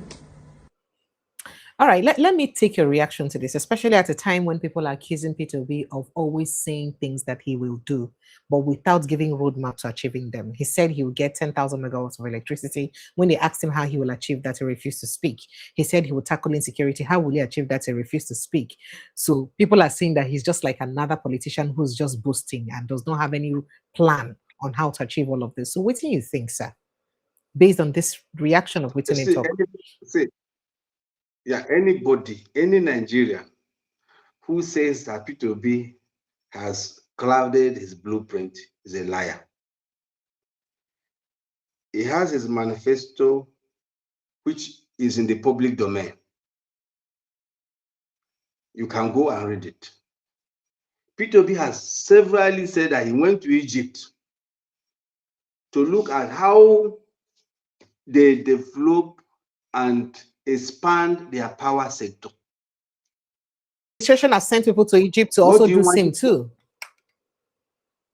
So what is it that you said is not doing anything? Well, that's the accusation in public domain, sir. It's not. It's accusation. Somebody is just mischievous. Because for every time he speaks, he gives you instances where he has gone to learn. He's always talking about learning. So if he says he's going to Egypt to see how, and that he's going to do this, that means that he has his own plan. But if you go to Labour Party 2023 manifesto, you will see it. It's clearly written. But you know, Nigerians don't read. They want only what he says. But if you go, you read, it's there. So if anyone says he talks about, what other we talk about? Security. Which other why you talk about security? Abi? Yes, security, sir. He's not saying about how he will. He said it. He said it here now. But then another thing they also hold against him is him saying that he will sit down with the stakeholders, including the criminals, to ask to negotiate with them. And people are saying, hey, you go negotiate with criminals. Kwankwaso said same thing too yesterday. Let me ask you. I just told you why we have many criminals. We have many of these terrorists. Some of them is not that in inborn circumstance. When he has no job, when you've made them misery, when they've gone to school, nothing. When their parents have sold their land, they've sold everything, nothing. And their parents are asking them, look, we've done this. What are you going to do? There must be something that created some of our youth into this particular problem or criminality. So if that is why, I've been talking about our leader talking to Nigerians. There's no way you can know the problem without talking to the people. So the stakeholders are very important. He must talk with the stakeholders so as to be able to know what is the problem. Now you're not talking to the stakeholders. What will happen is that anytime they come up and raise their hands and say we are repentant, you gather them, you train them, you give them money and release them. That's not how to do it. You should be able to know what is the problem, what's the foundation of that problem. For instance, the Tunji guy, Bello, what is the problem? And I'm telling you, some of them will give you why they are into that. Sometimes you use kinetic security architecture to get what you want. Everything is not fight. Speaking about everything, speaking about everything not being fight, safe. No vexo. Shebin as somebody inside the APC administration during Buhari regime, come out, come tell us, say these bandits where they terrorize us, say now people we then hire from Sierra Leone, Burkina Faso, different places. I don't know the names of those, but Sub-Saharan Africa, say now people we then bring in to win the 2015 election. Again, that's why I feel like there is no opposition in Nigeria. Atiku has never held that against them. Okay, he was part of them then. P2B has never held it against this ruling party to question them. Clear yourself of this accusation or tackle it because you know it. Erofa had also mentioned that they know who these bandits are. So why are they not tackling it? It's not, let me tell you, P2B is not the president. But you should hold the government accountable based on these facts in the open. I'm coming. No. The fact you're talking is what people say, is allegations. It's not, there's no blueprint to it. There's no white paper on that. It's an allegation. This is what people say. If he's a president, he should be able to, now, if it's possible, put up a committee to investigate those words. Know the truth. And then all those who said it should be called to come and testify. So what do you want him to say? To say, yeah, that is the truth, when he has not been, when he has not investigated. You see, the Nigerian problem is that people want you to just believe something and wrong with it. No. But the one they will see, Korokoro, they will not talk about it. We've talked about the trade by barter or bargaining. We talked about the terrorists being repented, trained, and leased out. Nigerians are not talking much about that. The issue is that what is the problem? What's the foundation of this problem? If you want to cure somebody's headache, you will examine it now if you're a doctor. Because in you thinking that what he says is headache, it may be typhoid, it may be malaria. But that's why doctors have different things to use in checking you to ensure that it's not just headache. Because if you believe in what somebody says, you can just give him Panadol to go, but that was not the issue. So to get to the root of our problem, you need to be part of the problem. You see, to catch a thief, you must be a thief. You disguise yourself to be a thief. I'm not being a thief. You disguise yourself, sorry. You disguise yourself to be a thief. And that is why you see in international terrorism, you see some of these CIAs, FBI, you see they penetrate. They can even be part of, you think they are part of you, but they are there for information. What you don't know, you cannot fight it. It's what you know, you should be able to fight. And you should fight it with what? With very much emphasis, because you are aware of it. Let me give you an instance. If whether Atiku or Obi, anybody gets the mandate, and they call the stakeholders and say, hey, come, let us see that. What is the problem? And I'm telling you, after that discussion, there's what you call, you've cleared your conscience. If they reneged, whatever you do, you don't care again, because you've been able to show that empathy and humanity. You have been able to show compassion and humanity. And you've been able to tell them, look, stop. I don't want us to go through the route that Ghana used. I think you've heard the story about Rollins. Yeah. When he called, when there was a very serious criminality in Ghana City, and he called Inspector General, what happened? The man said, criminalization, okay. But by this time, 24 hours, I want to have a meeting with them. So when somebody said, you see, when they said that, look many ways. They all gathered, they gathered, he take them to somewhere. And he talked with them. And he left and he said nobody. And that was the end of insecurity in Accra. So what I'm saying, that when somebody says, I want to talk to the stakeholders, there's a lot to it which he will not divulge. So, but we're blaming this administration for paying ransoms or perhaps negotiating in any way with these guys. See, we're also I'm blaming them for the this Operation governor. Safe Corridor, which is a non-kinetic approach. No. See, let me tell you the truth. I don't know. I have children. It will pain me to hear that any of my child died by somebody else killing that child. If I'm a father, I will go out in any way to ensure that vengeance is activated. Very precious. This is a country where every day Nigerians are being chased out of their homes, their ancestral homes. This is a place where children are not in the school because their parents cannot afford it, or because they are no more at their home. This is a place that every day you wake up, you see 10 people dead, 20 people dead, 20.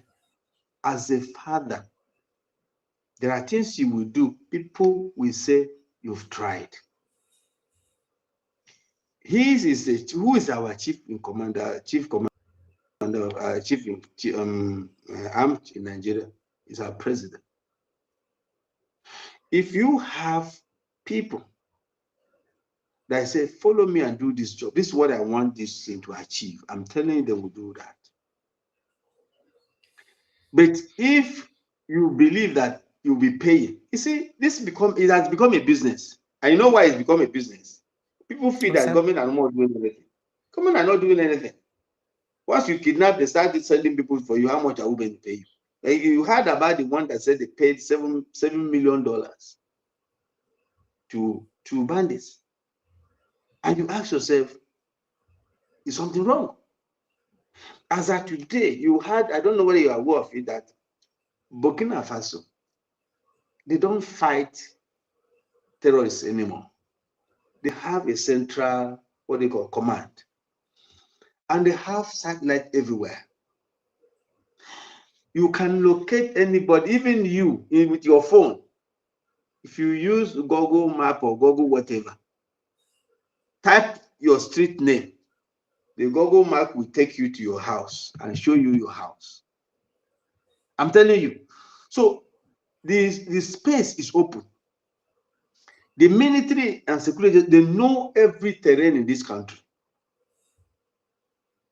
Are you telling me that they cannot scan the entire country?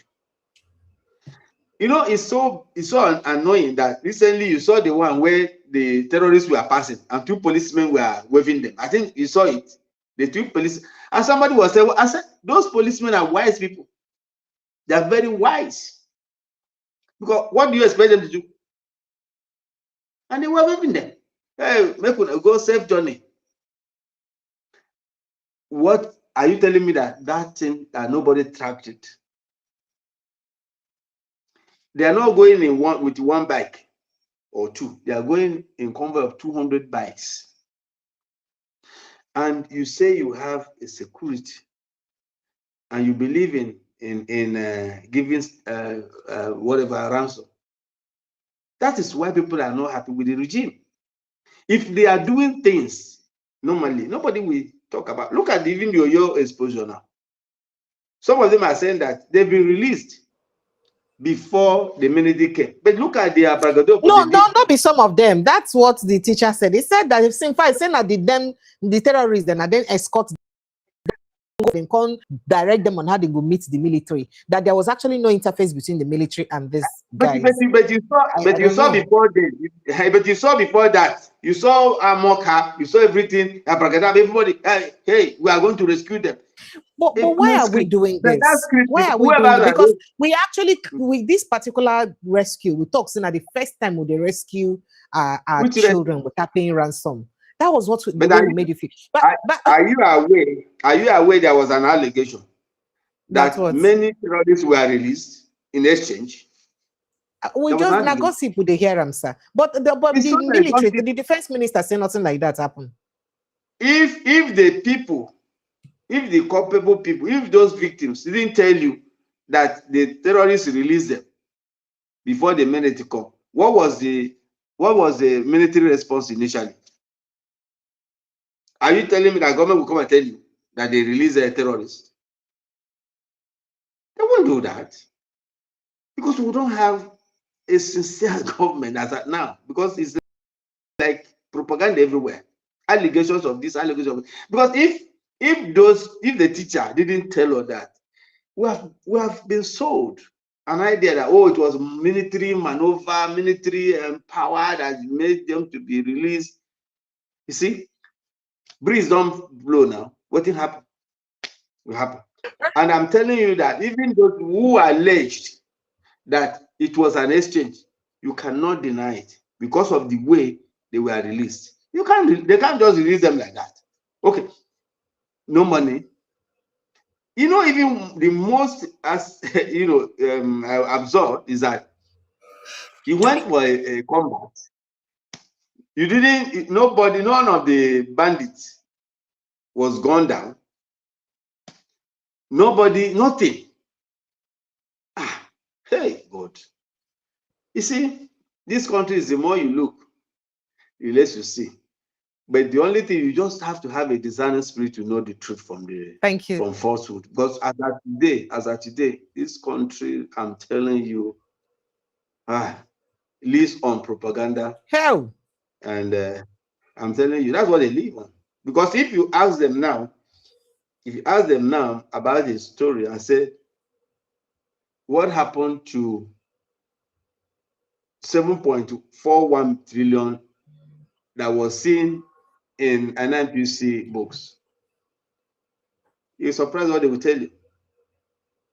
So everything, you see, transparency, let me tell this government, transparency, accountability, responsibility, they don't mean that you cannot make mistake.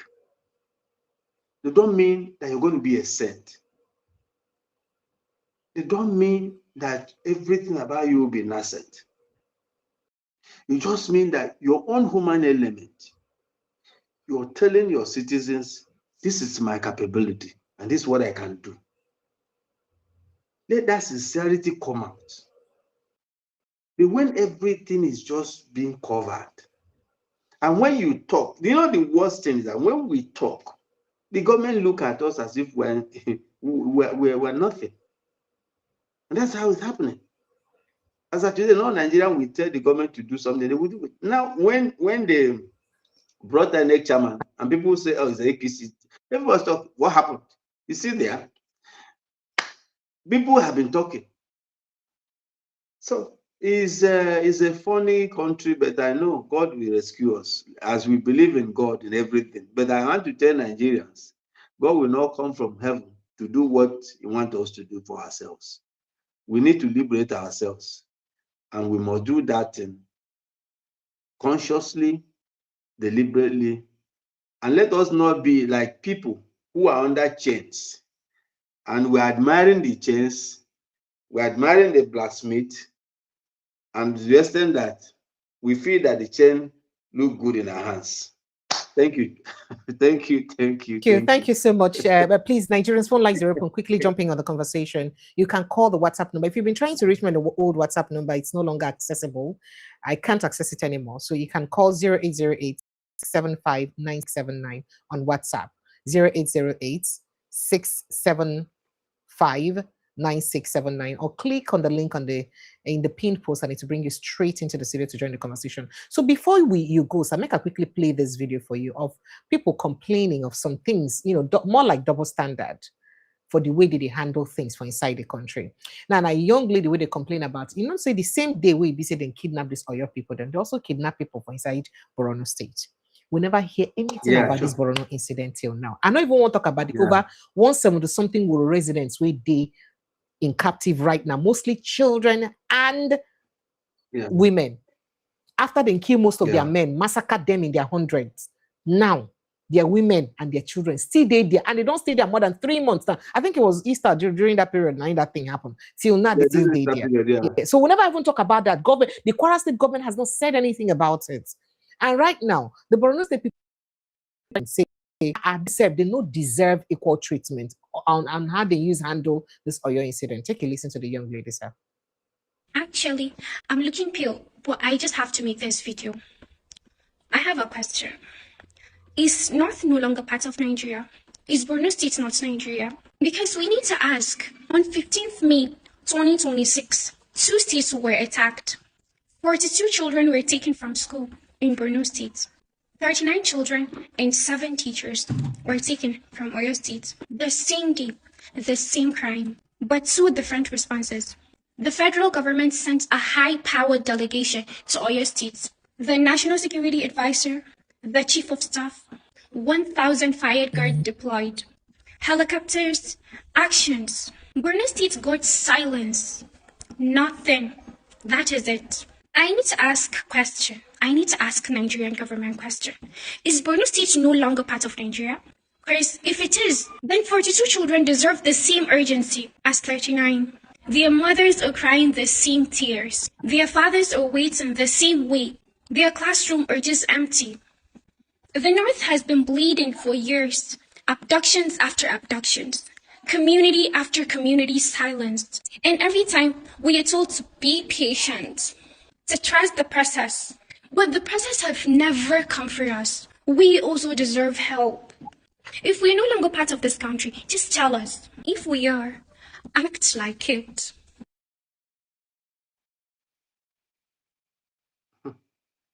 The president visitation people, them victims, and or your state victims rather, and that include the NSA and the Bajabiamila. They visited and all that, commiserated with the families, but that same action never happened to even the Kwara State people or the people for inside Borno State. Why the different treatment, sir? I differ. I wanted to be very careful on bringing dichotomy to this case. Let me give you an instance. Makinde, immediately this happened, raised alarm. He was always on the news, was trying to see how he can. Now, let's just suppose to Borno. Borno recently, few weeks ago, rehabilitated over 700, according to him, repentant terrorists. Nigerians were against pushing them to the society. Professor Zulu, who is the governor, insisted that these people deserve to be reintegrated into the society. How do you see that? I don't think there's any Southerner that have been arrested as a terrorist or whatever, a bandit, and that we have had time to rehabilitate them, induce them and tell them to go back. This is Borno is talking about. Borno is very, very much interested in rehabilitating and pushing people. And when you push these people, you're creating problems. That's one. 2, National Security Advisor is from the North. Defense Minister is from the North. Defense Ministry of State is in the North. Hey, it's Shetima. I'm just Shetima, Vice President, is from the North. So what do they want Nigerians to do? It is, according to this, when you shout, people will know that yes, something don't hurt you. They've kept quiet all this while. Even Shetima, that is from there, has he been able to even intensify by after, even if he's pretending to cry that his people are being abducted or killed? Have you heard Shetima said anything on the national media about his people? Have you? He's the second man in the system. So you feel saying that the silence of their people about this thing, I make the government also treat them the same way? See, if you have headache, if you have a belly ache, if you don't shout, how will another person know? Marking day from beginning, from day one, you can see he was always on the national news. You can see he visited the people. You can see some kind of, whether it was a pretense or whatever, remorse, visiting the husband of the teacher. You know, this shows some kind of empathy. And besides for probing of this whole attack, and the people, the people where the government no like Shimole and the rest of them, they blast them. Because just one day after I be saying declare saying go run for presidency against Tinubu, and then people were kidnapped in very questionable circumstances. And if you look at how they were released, their body were looking, if you look at the Ekiti State people who didn't release versus them who didn't release, you see how clean and neat they look, and how healthy they even look before they release. To the extent that one of them talks they wash their clothes for them. And then people come there and say, excuse me, terrorists wash your clothes. So that means when you come out clothes, you naked, then terrorists help you, they wash them. And then what's going on? You know? No, you see, and there's no, they are now, you didn't see traumatized people. Because if you have been in a place for that over 1 month, there should be that trauma in you. People will see it, it's going to be visible. So it's not there. But what I'm saying that the lady who is talking about the North, I think there's somebody that says something about, is it Professor, one of the professors said that the problem they have with the North is not Nigeria, it's the Northern leaders. The Northern leader have not been able to sit down and say, look, what do we really want? It's easy to grab a position. It's easy to be given a portfolio. It's easy to, but what do you use that to do in terms of helping your people? Because if you're the Minister of State, Minister of State for Defense, you are the Minister of Defense, you are National Security Advisor, all from the North, and you have the Vice President from the North. And all these things are happening, and they're not doing anything.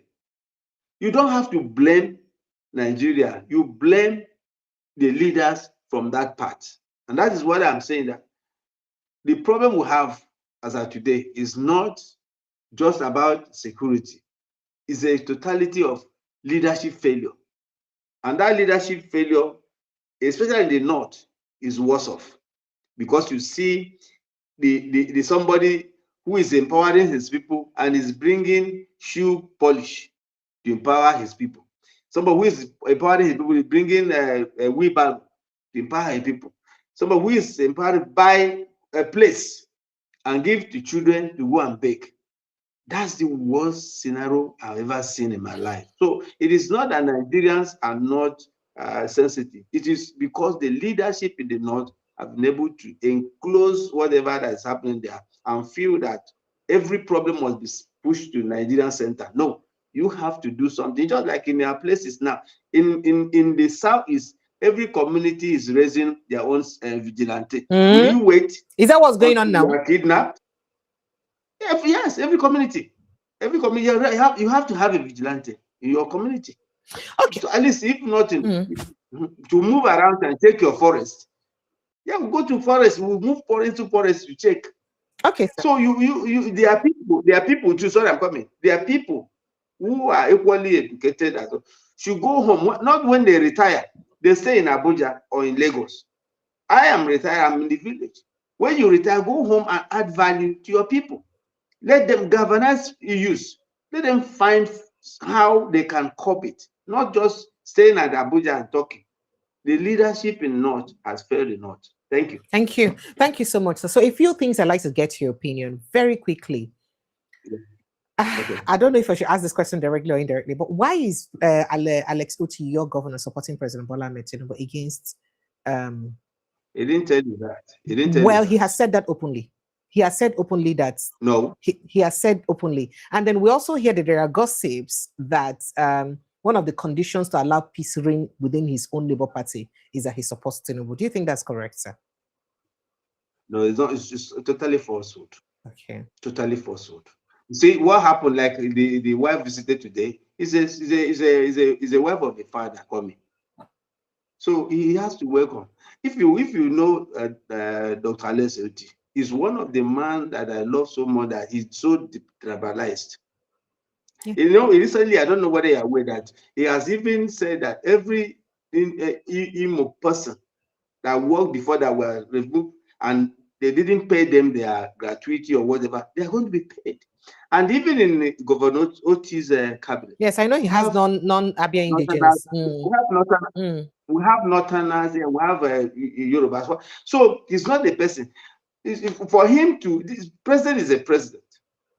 He's a governor. So there's no way he will just start attacking. No, he doesn't do that way. You can't just be opposing your father like that. But I'm telling you, if anybody tells you openly that I think that person is is a rumor, because he has not told us that. And every Igbo know where he belongs and where we belong. So please, that rumor should be discarded.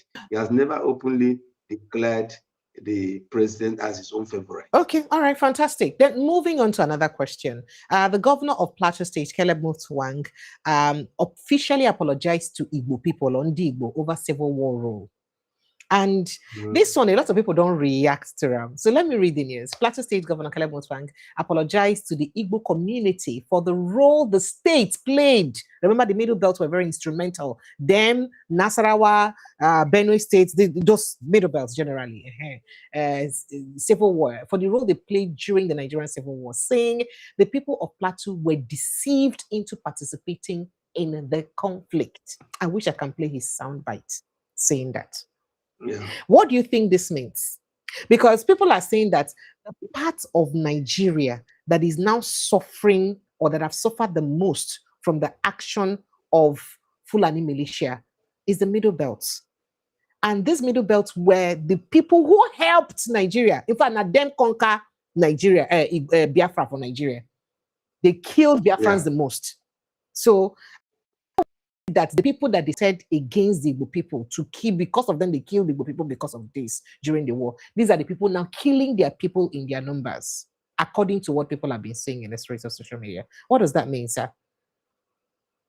Yeah, let me just give you a free phrase, the law of karma, You think that this is law of retributive justice?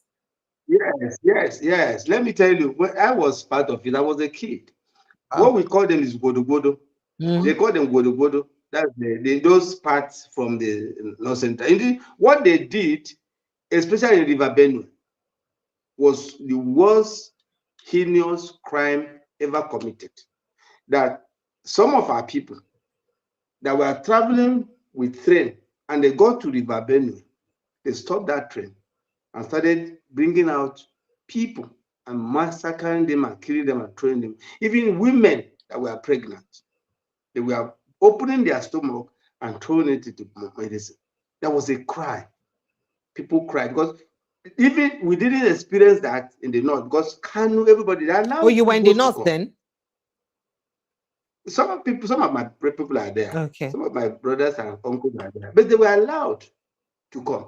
People that escaped were people who were lucky to jump into the River Benue, were able to swim.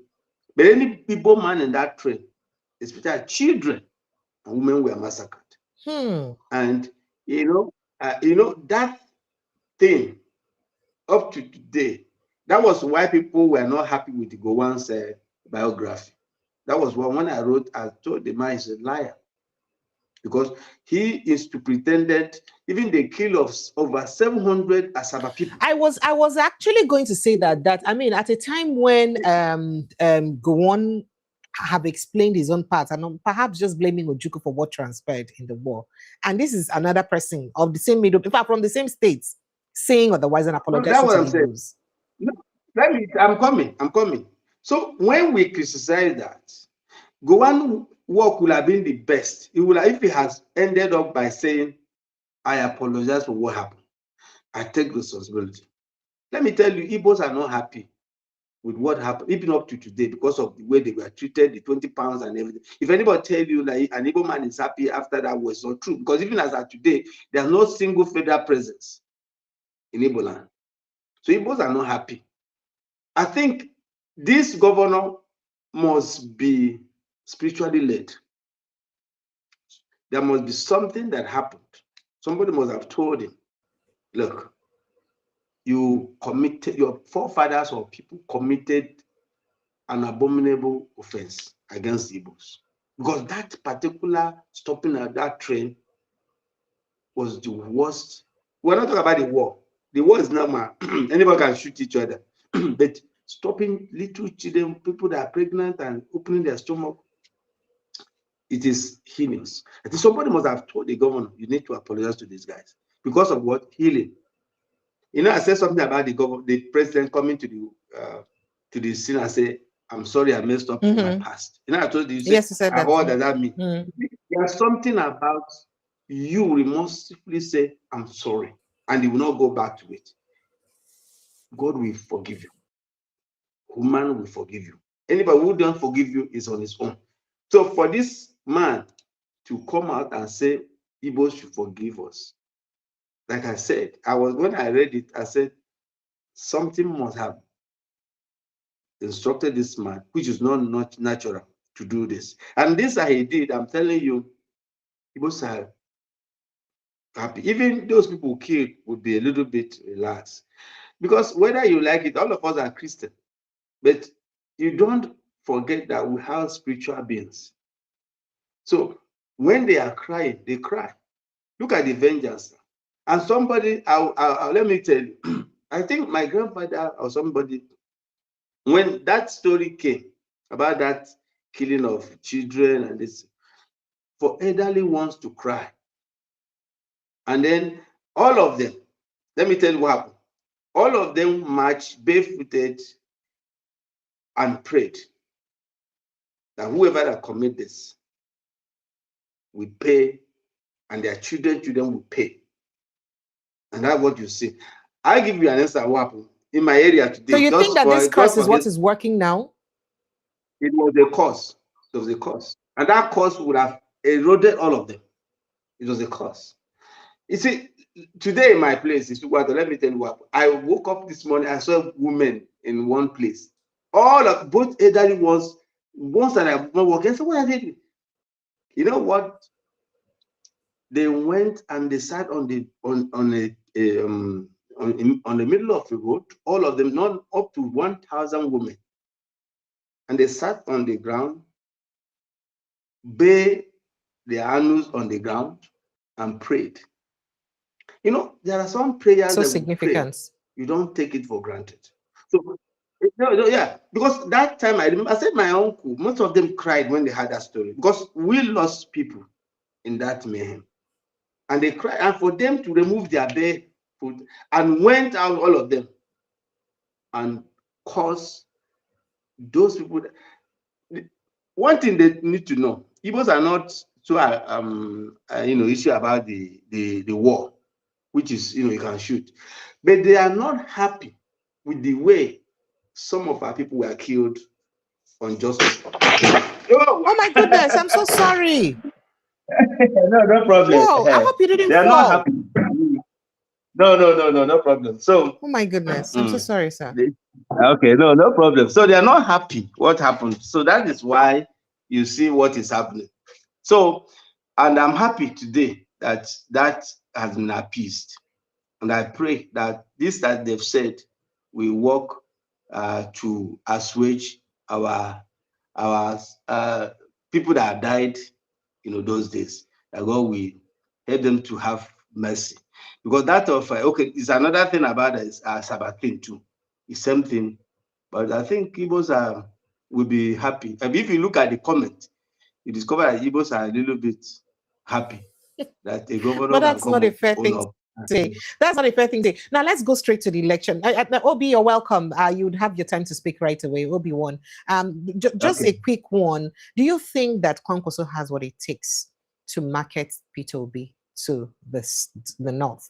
Now the reason I'm saying this is because there are strong cabals, the northern cabals, especially the Fulani-led. In fact, the Fulanis are in charge of politics in the north, whether you like it or not. The Hausas, people they talk, they may talk up. So, and most of these Fulani cabals are in support of Tinubu. And then, so the ones that are not in support of Tinubu are now in support of Atiku Abubakar.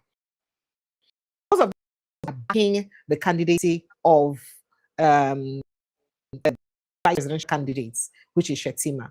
So Seeing that the Fulani bloc or the political elites in the north are divided between Tinubu and Shetima, Kwankwaso, first of all, is he a Fulani man? And does he stand a chance to market to the core north? So remember, everybody they talk, say, Peter Obi no figure vote for core north.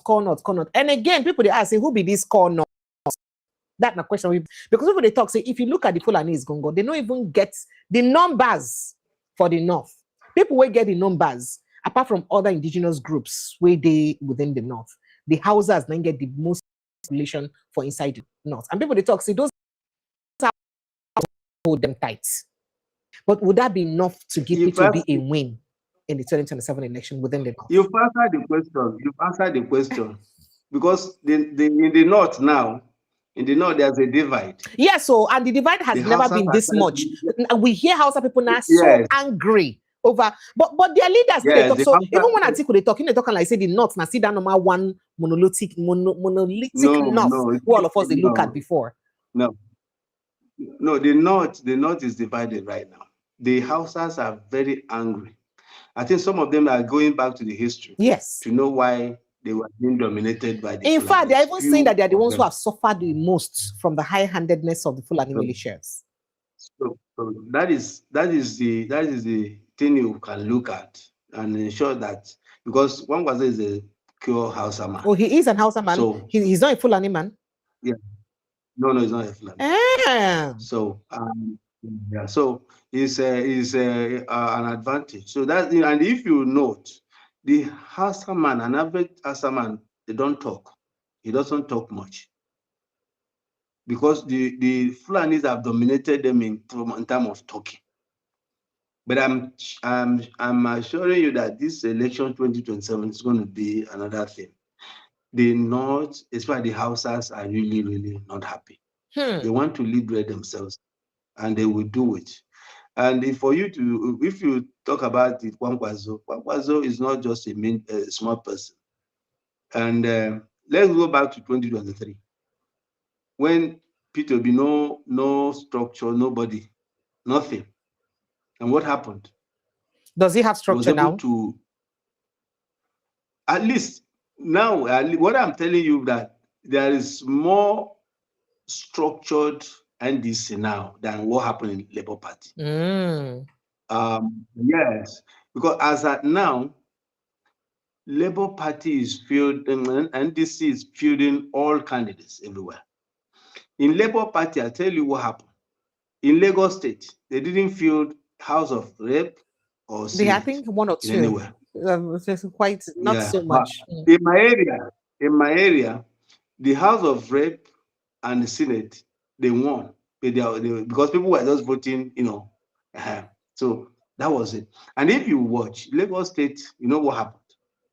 Even as at today, we are talking that the election was in 2023 wasn't free and fair. If it was free and fair, the beating in Lagos State alone was enormous. Was almost 900 to 250 something. If not that, they said alleged it was manipulated. So in Rivers State, you know what happened? Obiagbo, and even the results are still coming now.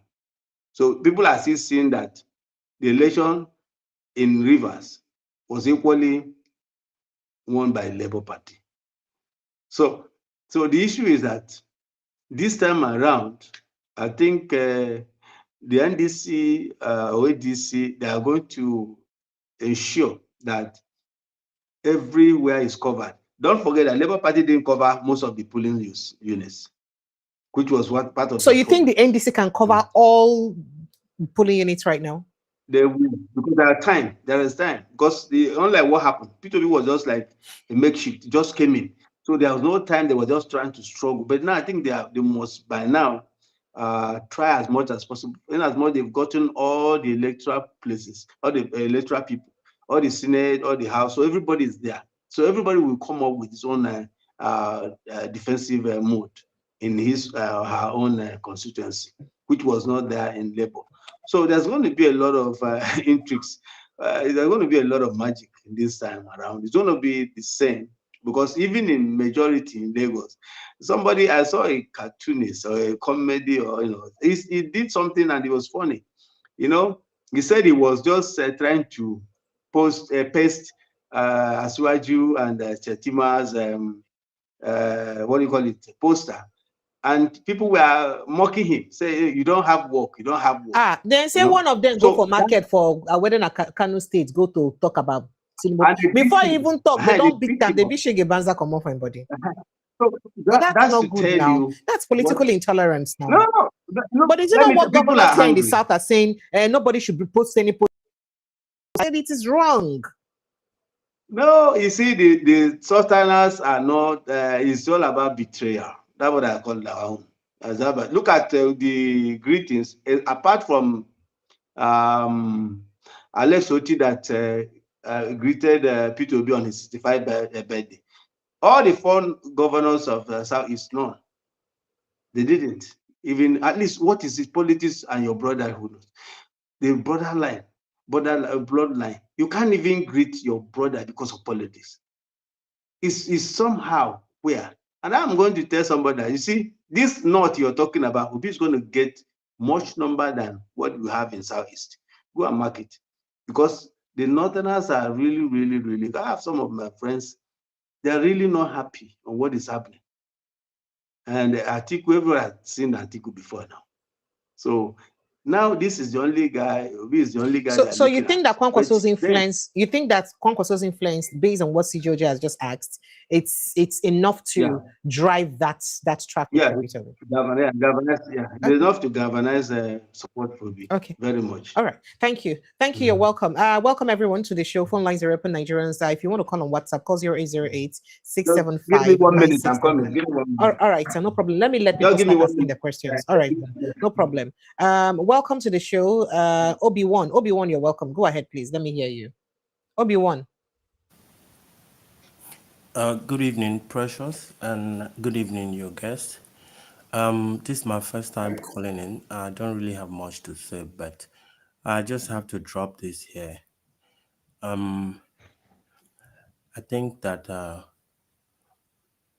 we are not really ready yet to actually get our freedom, and we'll keep speaking English and narrating or analyzing what they have done, why they keep doing more, and so many things has been happening in Nigeria, and all we do is to come and discuss the one that they have done, why they keep doing more. Okay. Even the media will keep pretending they don't know what is going on, but I believe that it's going to reach everybody, whether we like it or not. We just have to tell ourselves the truth. People are really dying. People are being executed on live on the internet, and we are all seeing it. If you think it's not going to reach you, tomorrow it might be your turn. Until we decide to stand up and talk. Everybody in the government of Nigeria is corrupt, both the ones that are affiliated with terrorism, and we all pretend as if we don't know. No, everybody in the government is not corrupt now, brotherly. It doesn't matter what you say. Let's keep pretending. I encourage us to keep pretending, but it will reach everybody, whether we like it or not. But until we decide to do something, I've observed every media in Nigeria. All we do is to come and analyze the atrocity that they have done, what they have perpetuated. All we do is to talk about it. But it can never change because they know that you only talk until you react to it.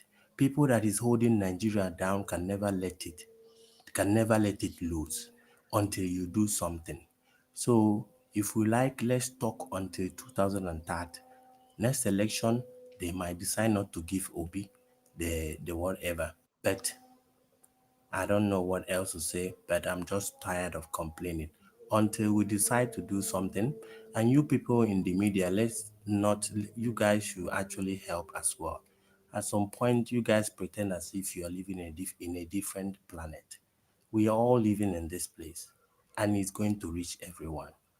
Thank you very much. Thank you. You don't count me for people for media now. No problem. Oga Awin Boga, welcome, sir. Yeah. Thank you so much, Nnamoche Precious. Go ahead, sir. Good evening. Good Okay, evening sir. to you. Good evening, sir. Good evening to my Nnamoche that is here. I'm talking to you from Ghana. You know me very well. I am half Ghanaian and half, Igbo. I'm not a Nigerian though.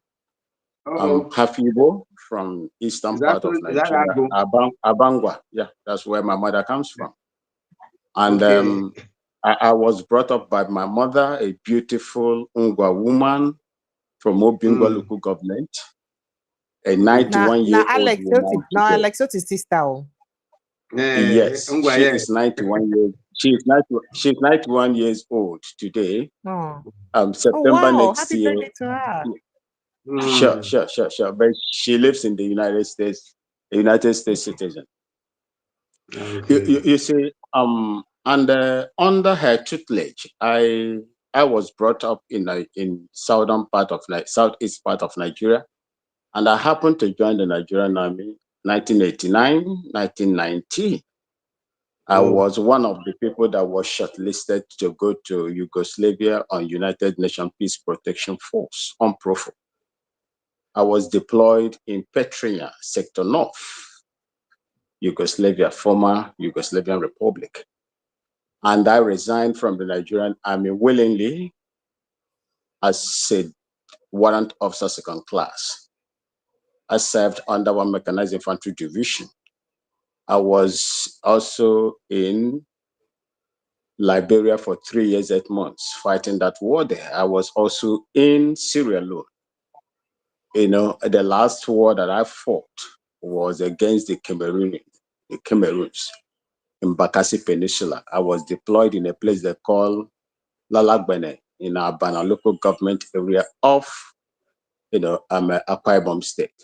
I have a little knowledge of what is going on in Nigeria. And I had a 63 NA in the Nigerian Army from Takum, Taraba State, Auta Baroni, Staff Sergeant Auta Baroni, while I was undergoing my training in Nigerian Army Depot.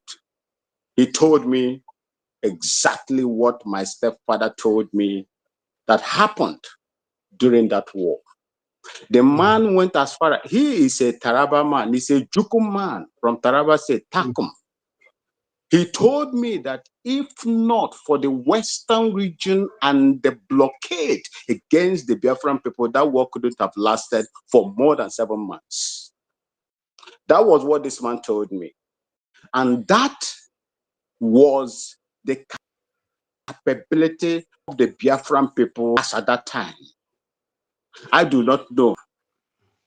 My mother's people will say, a man whose name is Hyacinth need not, share butter to rub on his or her body. Ahunu wo Hyacinth.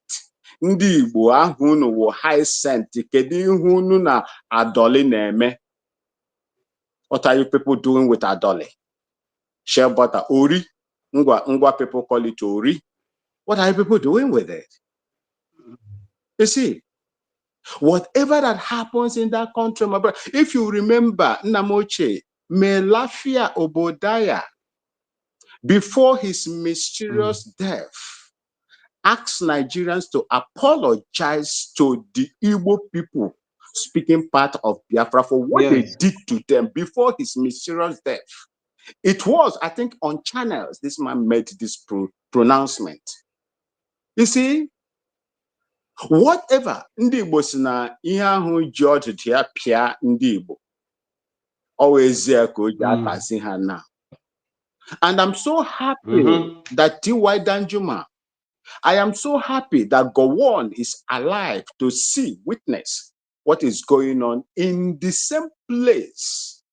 The people that supported him to senselessly slaughter over 3 million people. What was considered as the worst genocide in the history of Africa. Let me not just say the world. Even in the world, people were starved to death. people were slaughtered. My stepfather was a lieutenant in the Nigerian army, serving under 3 Brigade in Bukavu Barracks, Ghana, and Kano. He was smuggled into a tanker in a train tank. When they got to Benue River, they stopped the train. This is my stepfather. He died at the age of 98. I was with him. In fact, before I joined it was what he told me that impressed me to join the Nigerian army. If it was possible for me to become a biological weapon, I could have, because of what he told me, because I was angry for what they did to my mother's people. People that asked for freedom. You came to my own country here, Eburi. You signed an agreement. You went home. You claimed that you had fever. Fever made you to renege on the agreement that you signed in Eburi, Eastern region, here in Ghana, not even up to 85 kilometers from where my father's house is. Eburi, Eastern region. They went home, they refused, and they took that war to our people. Oh, now it's history. And I am telling our people, my mother's people, Nigeria is not meant for you. Look at the Igbo-speaking Biafrans right across the world, and look at how they are prospering. Look at how they are doing well, recognized right across the world. But in Nigeria, you are subjected to all manner of things, even in education. I couldn't go to the university simply because I did not meet up with the requirement, the cutoff mark. Petrochemical engineering, that was what I was about to study in Futo, Federal University of Technology, Owerri, 1989, 1990. I scored 209, but they told me, in JAM, they told me that I am not qualified. The cutoff point was around 221. And my colleagues from the north that scored 10, 40, 30, 50, we are made to go to Ahmadu Bello University. I met some of them in, during my training, the same mates, the same SSCE.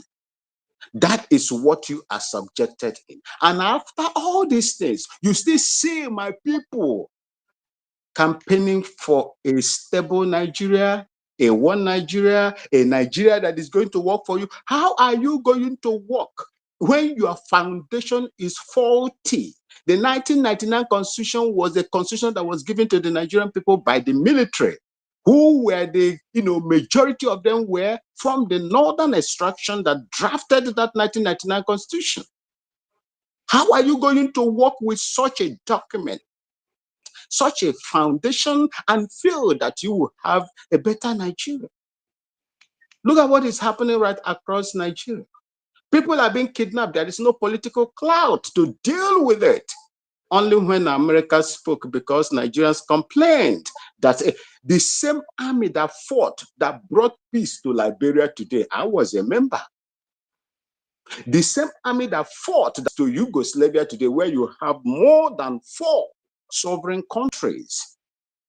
The same place that brought, the same army that brought peace to Sierra Leone today. If you look at Liberia, Liberia is more peaceful than Nigeria. Sierra Leone is more peaceful than Nigeria. That is what, these are the places. Precious, please, Nemoche, don't stop me, because I am very, very angry. Please, I beg you, I beg you. I'm so, because so go ahead, sir. Please. Yes. Nemoche, I will round up. I will round up in 2 minutes. Okay, thank you. You see people that participated in United Nations peacekeeping operation in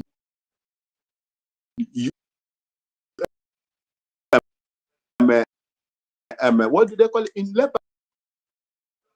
Lebanon in the 80s under Shagari. People, military, as at that time, the contingent of Nigeria regarded as the best. When you come back to Nigeria, a rat militias, terrorists, Lakura, Mahmuda, armed Fulani terrorists. They are ransacking the country, and there is no political clout to deal with these people.